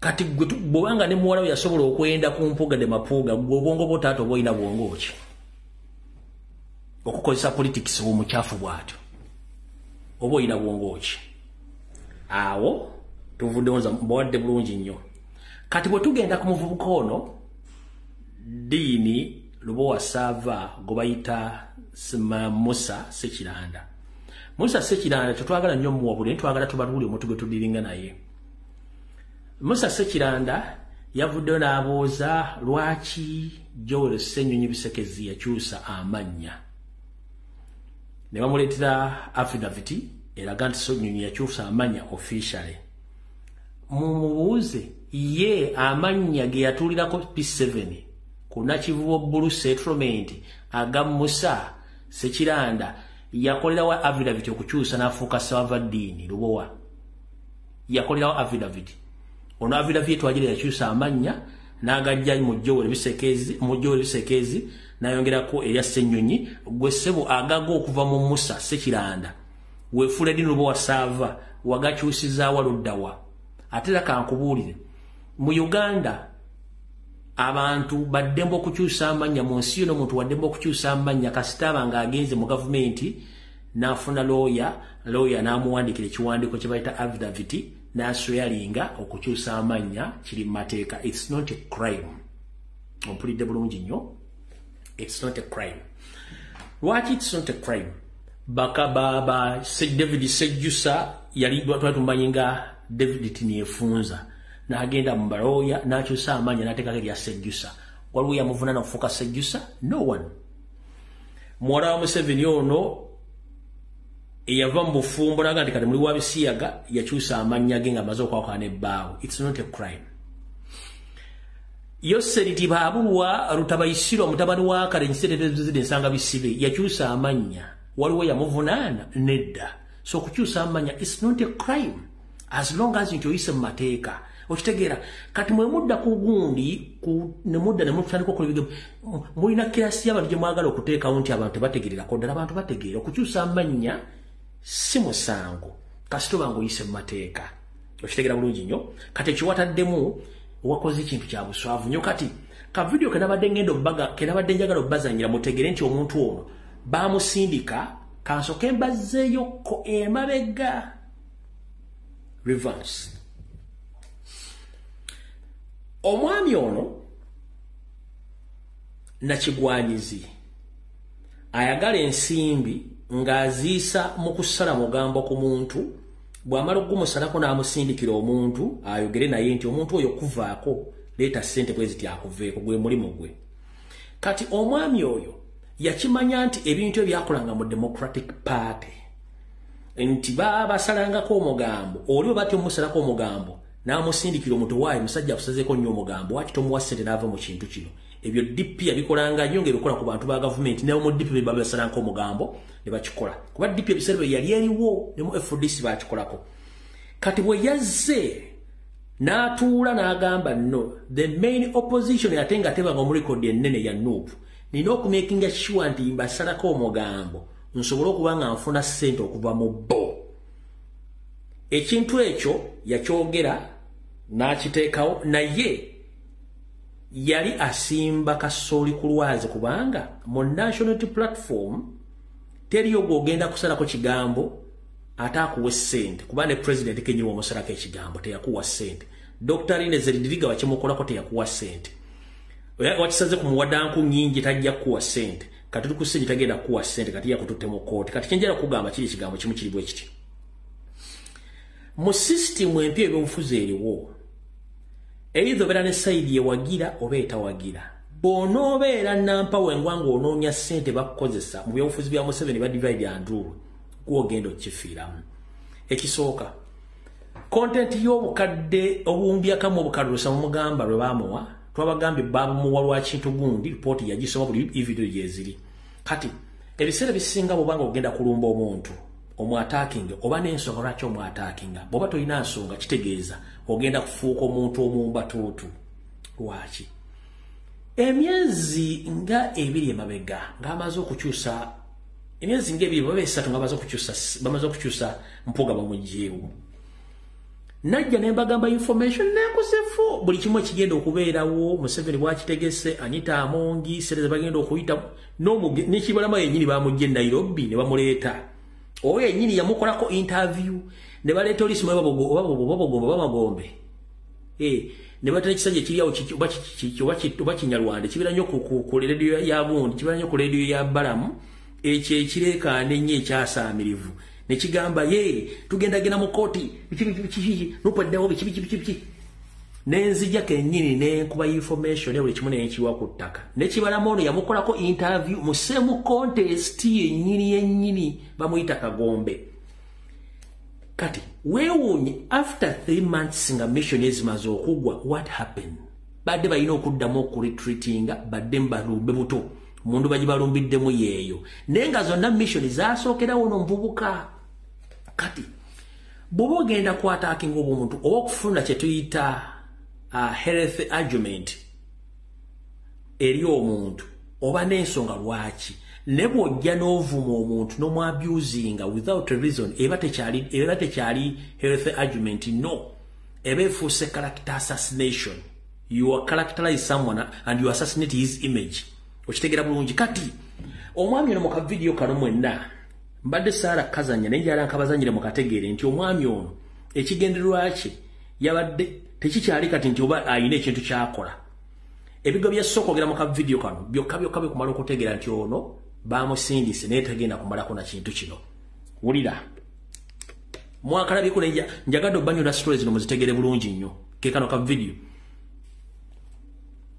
Goloza okujoininga NUP okubeera PR waayo does it really give you audacity okuba nti ofuna sente zitegerekeka ekyokubiri oli musiyazi eno kirayi mutogitaddeyo lwakubamba bino bya defamation weekwese mu bya busiyazi kubamba kuba enkya n'eggulu ekyo nawe okimanyi gwe walayi ngenda kuvulunga mu bisooto eno wazanye n'ambizi ampeta lubowe ejjembe litambula lyogera gwe kamusisikalwa mwekuŋŋaanye mujje muleete ebipapula byammwe tugende mu kooti tuwambalagane bwompangula nga nkusasula bwenkuwangula ngenda kugattako bino bibiri olina okulizayininga ku kyaloopo oyinza okuba walumbye omuntu gw'otamanyi gwakulira okulya enguzi ne babaka banno bakuwangako obujulizi oyagala kwefuula mugezi mwana ng'ate oli musiru amagezi tolina okwogera ennyo oluzungu tekitegeeza nti nno otegeera you're not intelligent enough kansooke nkumalirize wano nga tetunnayingira kooti kati ne bino bw'oba obyagala bigatteko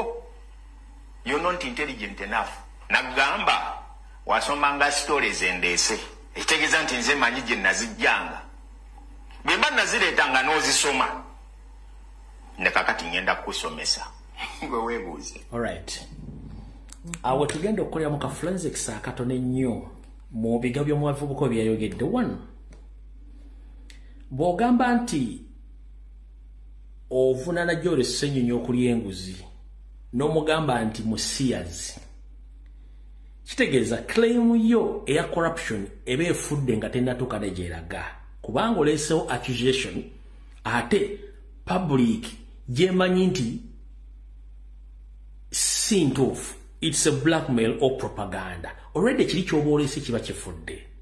Okitegedde? Ekyokubiri n'omugamba nti yafuna 1.7 okutulira report ya Supervision Authority ne Uganda Airlines, ngate omusajja presentinga reports ebiri. Anita Monge yakusindise n'agamba nti eya airline yasibe togisoma someno mbukubanga eri yalinkinga. Kati wano n'ogamba nti era bwe nkusinga ogenda kulisigninga ku bwa loop. So what was the context? What is the main reason as to why you are doing this? You want him to resign as a loop gochiddemu oba oyina kubanga one toli member parliament kyekisooka. Ekyokubiri toli muwagizi wa national platform, toli wa NRM, toli wachi. Ate bwe tuba tugaa nti abantu abalina public opinion togwa mu kiti ky'abantu balina public opinion olw'ensonga.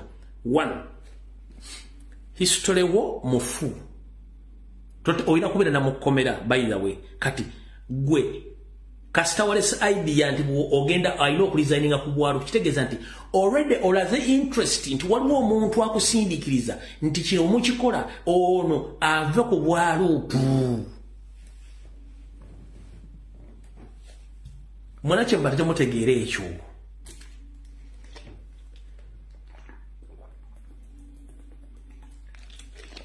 Mwanakye mbate mwafunyeewo makulu gaakyo.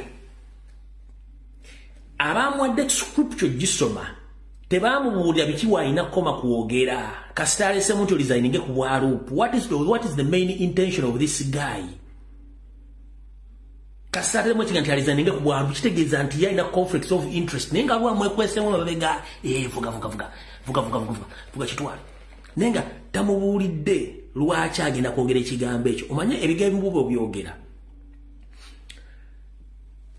Kansooke mbawe kakodyo kamu.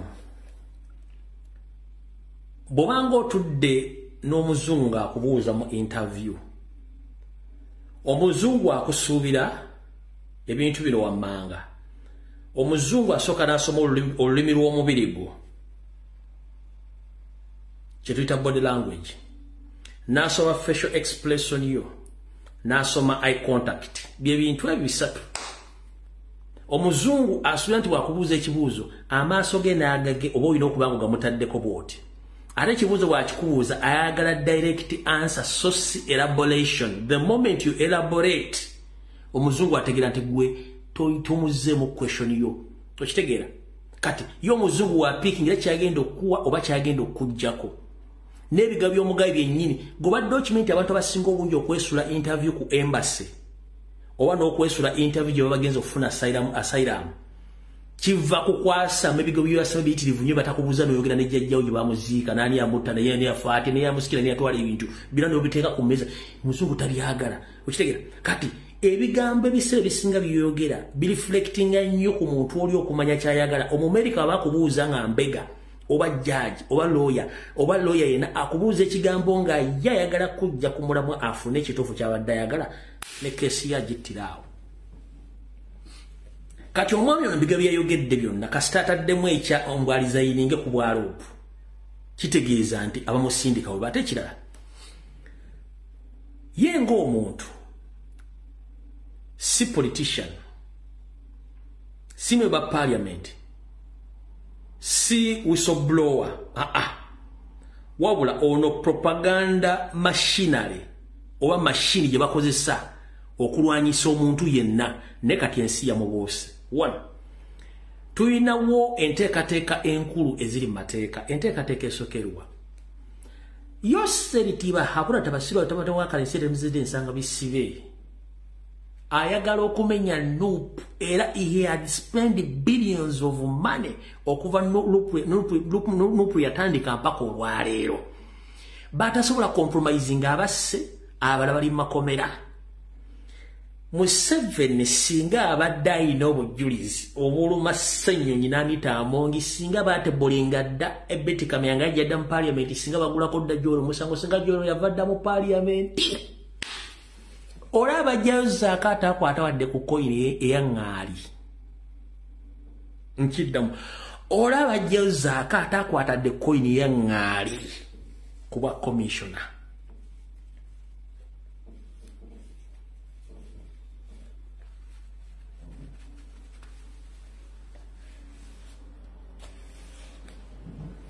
No. Simple logic. Kati. Abalya sente za cooperative union. Aba NRM. Bali makomera. Tebalina kyamaanyi kye bakola ku Museveni. Wabula Joel Ssenyonyi asobola okurepresentinga Uganda ku international level. Asobola okukola minority report n'eruma Museveni. N'agaba mu parliament bafulume. N'omuzula nti yalidde ssente nga Betty n'anakwate Betty Kamya yafana okuzika ne kugwa mu galubindi bwe. Yandibadde Betty Kamya yajja edda bugomesi bwe n'obuno obukusuuti nga yazze eddale bu fayiro. Kitegera. Olaba asibe Geraldine na Mirembe. Ono mukyala bwe yava mu NSF kuba bamukwadde mu kitundu bamukwadde mu department ki. Bamulaba muteekeruzira. Naye ate kati kankubulire omuntu ayagala ennyo n'okwegwe bamuyita Museveni Mpuuga n'Anita Amongi. Olw'okuba nti mateeka tebamusobola. Tewali evidence ensonga bayise no mbigambo. Bayise mbigambo. Ye system gye nabaga nti Museveni yagikoze okuba mu myaka gy'enkaaga ng'akozesa wano. Kiyakola kwa Amini nti yali musezi yali yanga abantu yatta abantu bambuuza Amini abantu yatta bali ludda wanga ankazi tewali wadde n'omu. Natukanoga nti Amini yasasula bayindi information evyanga yasasula nga ne information wali nenga bakozesa kigambo. Amini yatalumu Amini Museveni Amini si yatalumu Museveni yiba talumu Amini yatabeni chwanuka Museveni kenyini yatabeni chwanuka mbakozesa wano singa bayina evidence basi bakuwa Olivia Lutayi bisonko bya Masasi ne bagamba mu comrade Masaba Faustin yayoche edduuka oba aliyocheza kata Masaba boy wange kulikayo ngolaba wali kata bagati wayoche edduuka na mutumba na waludda wamwe ebisoge ngwayoche edduuka ngoli kata n'oliyo waliocheza mu bluetooth waliocheza ku wifi kiki kati ebintu bino tubagamba ino kubera very careful nnyo nga muliza abantu nga bano machinery ya Museveni jali asinga okubera naye mu propaganda bali omuyita Tambale Mirundi senior Tambale Mirundi senior system yaabwe yennyini eyakabano n'emukuba n'emufulumya tobula nti olumu ayogera ebituufu olumu ayogera ebikyamu kubanga system yamwefulumiza kati system eyo neyagala ezimbe mutabani we mu ngeri y'emu akuba nti ono ne Windows tezigatta bulungi n'alemwa kati badde balinayo kunoonya omuntu baleeta abantu bangi nnyo bakole propaganda blackmail yagaana kuba tebalina logic kati kwe kuleeta ono bw'alina logic munnamawuli kumba alina mufumuzi ono ekisookera ddala ye ng'omuntu mwavumuzi bwalinga mmesi yamukkereza eyagala ssente ekyokubiri alina anger management mu mutima gwe nti akugambye nti ye yaleetanga amawulire olina agasoma bayigawo kansoke nkoneke wantu awo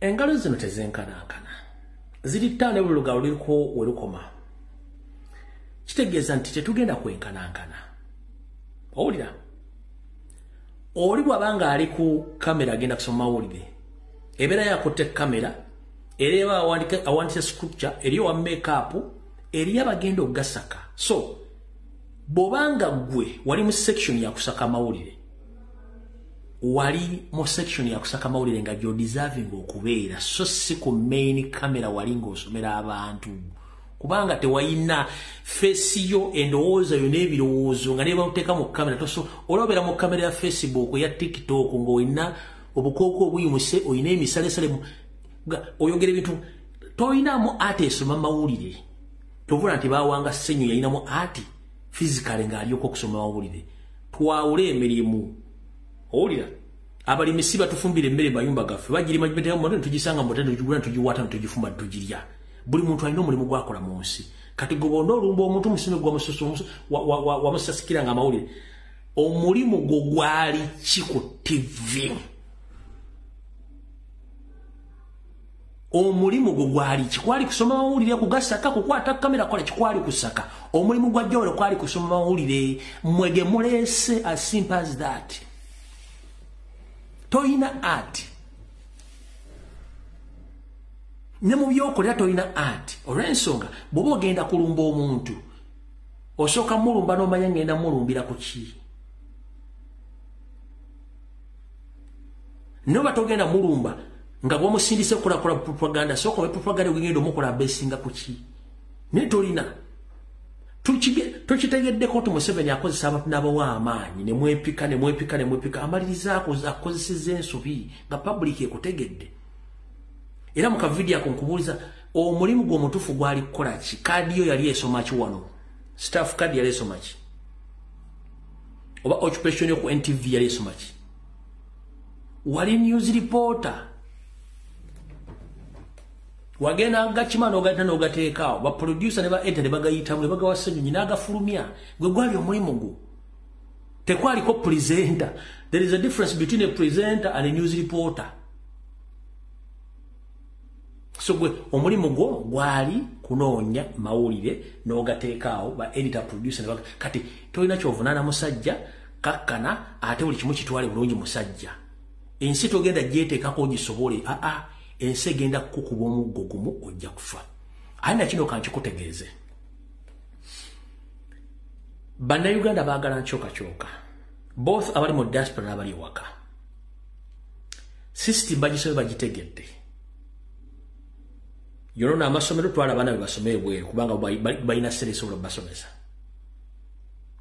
jama alwaliyo batwala abaana be bajjanjabire kubanga basobola okukikola katolina muntu ali mu nnaku ye bw'ojja kunyumiza mboozi zo ezitakwatagana ng'empale za mukamaawo wabula kyenyinza okujjukiza kiri ekintu ekyo amannya go gw'eddiini Lubowa Ssaava oba Musa Ssekiranda unless ng'oli wa akabano naye ate akabano aka Museveni so si akabano akalala nkikuddamu kikutegeeza amannya go gwe Musa Ssekiranda oba ddiini Lubowa Ssaava eke toli wa akabano bw'oba oli wa akabano sikali aka Museveni they just use you nga toilet paper anytime basobola okwetekkula nga tolina kyogenda kuzaako ate njagala nga nfundikira kugambe na kino ne bakomredi mwena kanki bagambe omuntu eyakusinza aba yakusinze mukazi muno bwakusinga obulungi tomuyita cowlight oba tomuyita makeup musajja muno bwakusinga ekigere togiyita njovu oba kyetuyita elephantiasis ompulidde bulungi nnyo okufuna kuba kukola okwogera tekuvaamu byanfuna wabula olina kukola ate omukisa tegwenkanankana omukisa gwa muno toguzibira kkubo buli muntu alina olugendo lwe lwalina okutuusa n'okukola bw'onodda mu kukola by'oli mu kukola essaawa zino nga gwali osakira amawulire kati ye leader of opposition what went wrong during that period so njagala omuntu ne obanga wali omumanyi oba ali obaddeko naye nga yakusinga accept nti omuntu akusinza aba yakusinze oba omuntu wasoma naye ng'ali ku level yakuleka mubuuze kino wakikola otya so si musika musa wansi tebijja kuba birungi kubanga omuntu buli muntu alina omukisa Katonda amuwa ne bw'olirwana omuntu nga ye akusinza omala biseera ojja kumaliriza nga ofudde yensonga lwaki abantu abalogo ku kyalo baloga nnyo abantu abalina kye beekoledde nga n'akasente ke yandibadde agula mu panado lwaki yagula mu ssere alwanyisa omugagga naye omugagga gw'olwanyisa yatuukako ati awo yamala kukola so si teyadda mu bikolwa by'akalogo kalenzi gy'okoma okwagala okubeera ku muntu ng'omuliko omuteekako fitina muganda wange gwofa ye si yafa kuba ye tamanya na kumanya bayira abalogo mulina ekizibu kimu okwata essente n'ogenda n'ologa omuntu ng'omutakumanyi ali ku bibye birala nnyo n'omala ssente zo n'obudde tagenda kumanya olw'ensonga si yakkirizamu tabirowooza nako gwoza si buli muntu yali akkiriza mu bintu bimukola singa ensi eriruddawa ennugumbi mukendeeze ennugu mugende mukole. Ompulidde bulungi nnyo? Mugende mukole. Ekikutawaanya olaba omuntu gw'omwali naye nga kati ye leader of opposition ava ku nnyonyi gwovuga akagaali kasse wajjuba ne taxi olinnya nnenye bakusowayi sooka osulekawo ekabuusu sooka osuleke wandegera n'ekikamera kyo naye nga gw'omwali naye bw'olabaga musiiwuufu ali kati ennyonyi taziva kati kikulimbwongo n'abantu abulijjo abantu balina ebintu ebyo ne kagundi kano katuuka kati awo nze nali nkasinga tekalina kyekaali naye mwana kataka gye kali ekyo ekintu kibi nnyo tulanga obuuza omuntu yakikola kyo kutuukawo okusinga lonobeera n'omutima omuntu nakyo jja musobola mufuukako tulina bwe abaana baakulemberanga mu masomero bano gye saa zino tobalaba abaali abasiru bavuga zibenzi bavuga zimpenkoni bayina amataka bazimbye ziguloofa abaali bafuna first grade they are nowhere to be seen kubanga bamanya weakness yaabwe one ensi kukola si kuleekaana era mbakubiriza mu kiggwaro gikyaliro muyigiriza abaana okukola yes kirungi okuwa omwana buli kyayagala naye muyigiriza okukola aleme fuuka ngalo munane kitegedde bulungi nnyo so yeeyo simple logic gye tubeera mu nsi muno omuntu bwakusinga kikkiriza baakusinze ova ku muntu ng'amanyi weakness ye n'agifuula added advantage n'asukka wali omulowoleza gwe ng'omanyi tolina weakness ate n'osigala wansi. That's the big problem some people they have. The moment omanya weakness yo n'ogicapitalizingako n'osobola okubeera ng'oli successful osinga oyo atamanyi weakness ye nga ye alowoleza mu kaseera kuba nti agenda kulwanyisa amusingako. That is wrong. No, omuntu abakusinze ne bw'olikola otya. Eri abantu bangi nnyo nga n'obote kwali bamanyi balengeza ngo n'oluse lwajja okola n'omulengeza bwe bati. Eri abantu bangi nnyo balengeza Kyagulanyi bwe bati naye nga badda mu bisengo ne bagala kasajja akusika kasajja kagumu we bali balengeza Kyagulanyi naye batuuka mu bisengo kasajja ako kasajja katufuukidde ekizibu.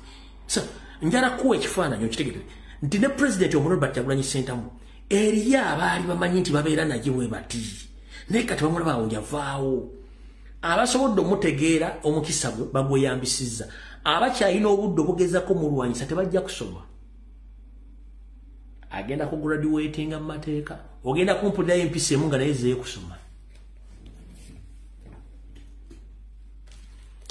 kino kibagambye president agenda graduating very soon ogenda kulira ng'empisi emu naye zeeyo kusoma ng'efunye kosi ya kusoma oba cosmetology oba bino byabagole babayita baani bato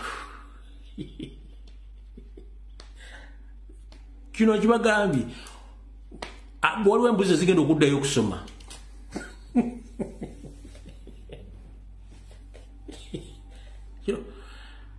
eriyo munansomya ebiseera bimu okuseka waliwo bintu bwe ntunula Uganda ng'ensi n'abantu abagirimu n'ebintu bibakola weewuunya nkiddamu weewuunya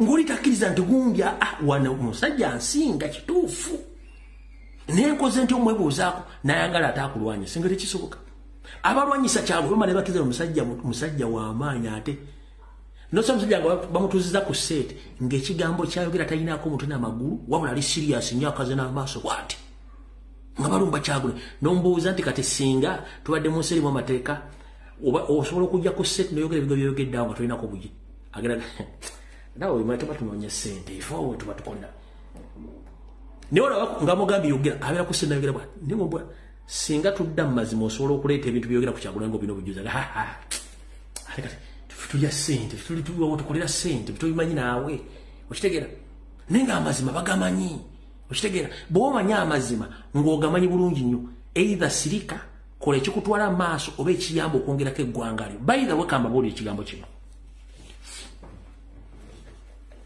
abaana bonna bayingira struggle dewalo nga bakyagirimu oyinza obbalaba nga abaavu ne balina kye baagala ku mutima baagala nsi yaabwe abaali baagala ssente baagenda ne babloga abalina okwagala ensi yaabwe bakyali ku social media kuno bakyakola emirimu gy'eggwanga abaayagala ssente baagenda kuno eri abantu nga bakola politics nga balina ssente zaabwe nga tebeetaaga kufuna ofisi yonna webali nga twatandika nabo ku social media nga si blogger commentinga sharinga supportinga nga akikola ku lw'eggwanga lye abaali balina main interest nga balina position balina basuubira bavaako dda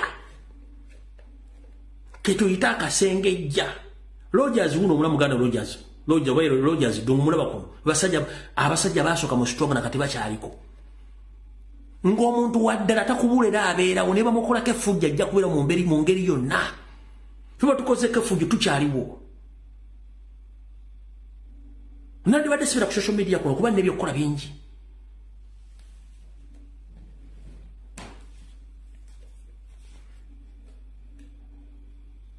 nandibadde sibira ku social media kuba n'ebyokukola bingi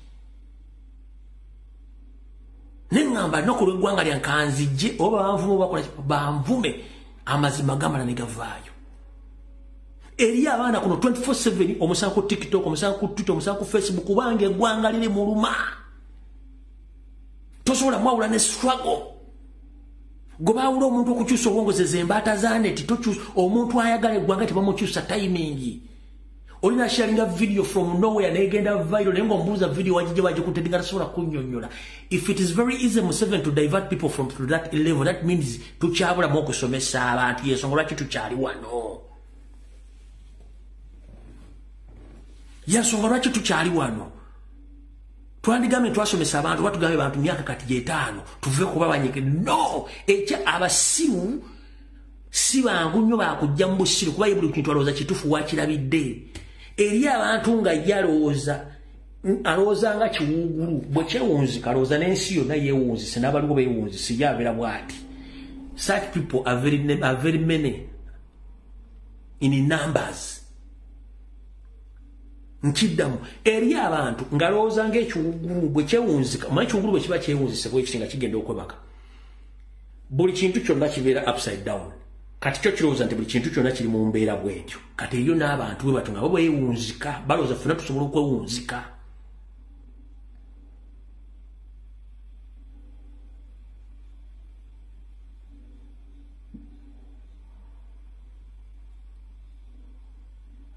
tetugenda kwewunzika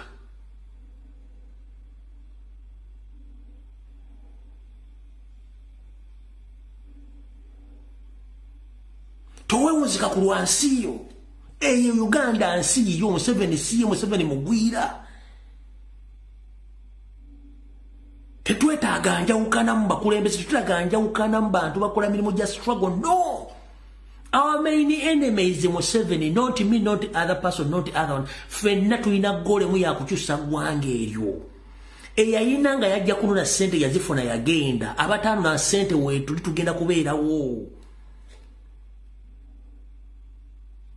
weetuli mpaka lasiti abatakima ssente nga nze eggwanga lyange linnuma n'okusinga omuntu omulala yenna n'abantu abalala nsate okuva nakimanya the end of the Lord is kufa nagamba akatuzaabeko emipiira kubanga Museveni had an idea that the moment I get out of the prison at least nja kusirika nga lwebasirika nagamba no kati kankulagireko bwereere era kyali surprised okuba nti omusajja gunazo ndagala sisobola kutya wendi mpaka lasiti washtegera oba tukyalina kyogenda the end of the day nebona banga olina billions of money tosobola kugula bulamu katonda ng'asazewo you have to go nobanga osula mu luxurious apartments hotels simanyi olina biki the end of the Lord you have to die and others they will call on olina okuvaawo that is it no retreat no surrender nebona ogamba gwe tuli mu struggle emmotoka ejja kukuba boda ejja kukuba ojja kufuna sirimu ojja fiira mbwenzi ojja kugwa accident omukazi ajja kukuba akabazi omusajja ajja kukuba akabazi neero enkobiri yabwe ino ino okufa yensonga lwaki katonda mugagga nnyo lwaki mugagga Museveni atakikuye olunaku mu Uganda bazaala 3 buli lunaku Museveni atakikumi ne bazaala 10 buli lunaku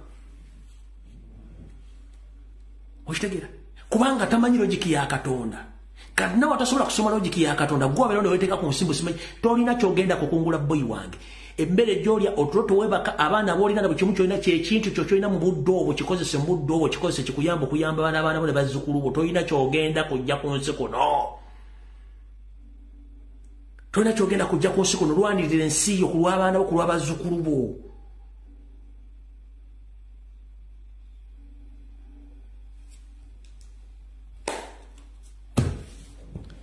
tusinkana ku Lwokusatu video wedde buli omu kama ku 10 jata 10 mpera tujja kusinkana ku Lwokusatu sazi jja kwabire za bulijjo okujonga lwo kikyuseko kyonna within the spirit of today and Wednesday. If there is no tusinkana ku Lwokusatu musabire gwanga Uganda moyongero kwenyweza munzikiriza moyo kwagala enchuka chuka ne struggle temukyusa bwongo wamwe eriyawukana ku mugendo yefuka kasa totyanga muntu kwogerako nga nfundikira ofanga yo nnyo okwagala omuntu wakulima empindi ku mabega kubanga mu kulima empindi ku mabega omanyiramu kiki ekituufu ekikuliko weewalanga nnyo omuntu wakusuutasuuta kubanga aba alina kyakwagalako kubanga akanaakulya akamenvu kajja keesesa nga nfundikira mpuliriza bulungi wuliriza nnyo obudde omuntu akolako kye tuyita criticism kubanga abaku olumu abayina ebintu byakugamba gwe nga tobyemanyiiko muwulirize biwulirize ojjemu weetereze bweba tebiriimu mutunuulire muleke kubanga amala nakwogerako ebitakwatagana nakoowa omuntu gwe weekengeranga ennyo ye muntu ajja nakugamba you are so beautiful you are so handsome kumba owunya akamwa you are so beautiful ngono obukoko bwagenze offside bulabuli Japan bulabuli Malaysia oyo mubi nnyo kubanga takuwulidde kituufu niyo omuntu agati gundya owunya abakugambye ekituufu mwagale nnyo onagato ekitogi esaati nga tewagigo tukubye ekikalu mwagale nnyo niyo gati brother wanyumi ngene kooti erimu ebituli ekyo nkugambye omuntu akusuutasuuta ennyo mwegendereze nnyo aba alina kyakunoonyako nego tuyita criticizer aba akuwoninga nga nfundikira mulaba nnyo njala mufune ekyegendera mufune okugerageranya ennyo kuno abakyala bombalaba omukyala yenna abeera inspector general wa mukyala munne ku mukolo oba mu kkubo oba mu community wantu wonna ladies they inspect themselves the way how they dress the way how they talk the way how they behave na buli kimu kye bakola lwaki kubanga naturally they inspect they criticize each other but within that criticism bamanyirawo ensobi zaabwe olawo mukyala kati yalowooza yanyumye the fact is ogenda tunagobaga ti yanyumye ngerengo yeyambadde ziyawo nagalaale kati oba yekubye makeup oba yekubye biki era ogenda ogobaga yekubye makeup ng'ebintu tebitegeerekeka olwo no bayambadde ebigato bya makeup ngere ekikatu kiyambadde kifu okitegeera laba nno oli obukoko bwe yataddeko naye nga de facto ogenda otumudde obukoko bya ng'oyinza okulooza oba zino ziddole zino eza plastic eziva e China ng'obukoko buli nga kyakugambye kyekyo naye nga mukazi anvumye takuvumye eje tuyita positive criticism kubanga abakubuulira okitegera bulungi nnyo eriya tajja kugaga wanyumi naye nga buli muntu agenda kutunaga ono yeyambadde biki naye nga wafulumye wakati wali wakugambye wayambadde tebifu abakazi naturally they are inspectors asobola ku-inspectingako n'akuwa information n'agikubuulira gwoza lwaki mu relationship omukazi yasinga okulingiriza omusajja abakazi naturally they inspectors they inspect each and everything muyinza okubeera mu nju ngolooza weebasinga omukazi y'amatu gali waggulu bwegati awulira buli akayite g'oli mu nju ofuluta olinga jerere teweddemu dizero ng'omukazi awulira mugenda mu kigo ky'abakulu omusajja n'ogweri n'ofa y'omukazi asigala awulira kyobola ne basajja battira mu buliri kubanga natural omukazi inspector he can inspect kyekitone Katonda kiyawa mu kimutamanyi mu basajja abakazi Katonda yabawa ebitone bingi nnyo akera ku makya n'afumbira abaana n'akuliisa n'akugola n'akola buli kimu naye nga goli mbuliri wafudde dde yakumaliriza yakutadda yogo bayita omukazi omuvangako kyobola kedo byagamba nti God bless the woman omukazi Katonda amutonda nga tisobola automatic machine togisobola giveeko girabe edduka okitegera bulungi nnyo kati abakazi mbatte Katonda yabakola y'amayibo yabakola naye bamulema okutegeera Katonda yava ku bakazi n'abalekera ensi Mukama bankumire video ewedde mwe mwagala nnyo ebyonoonese video ewedde mugende mwebake video ewedde mwagala nnyo ebyonoonese kisinkane ku Lwokusatu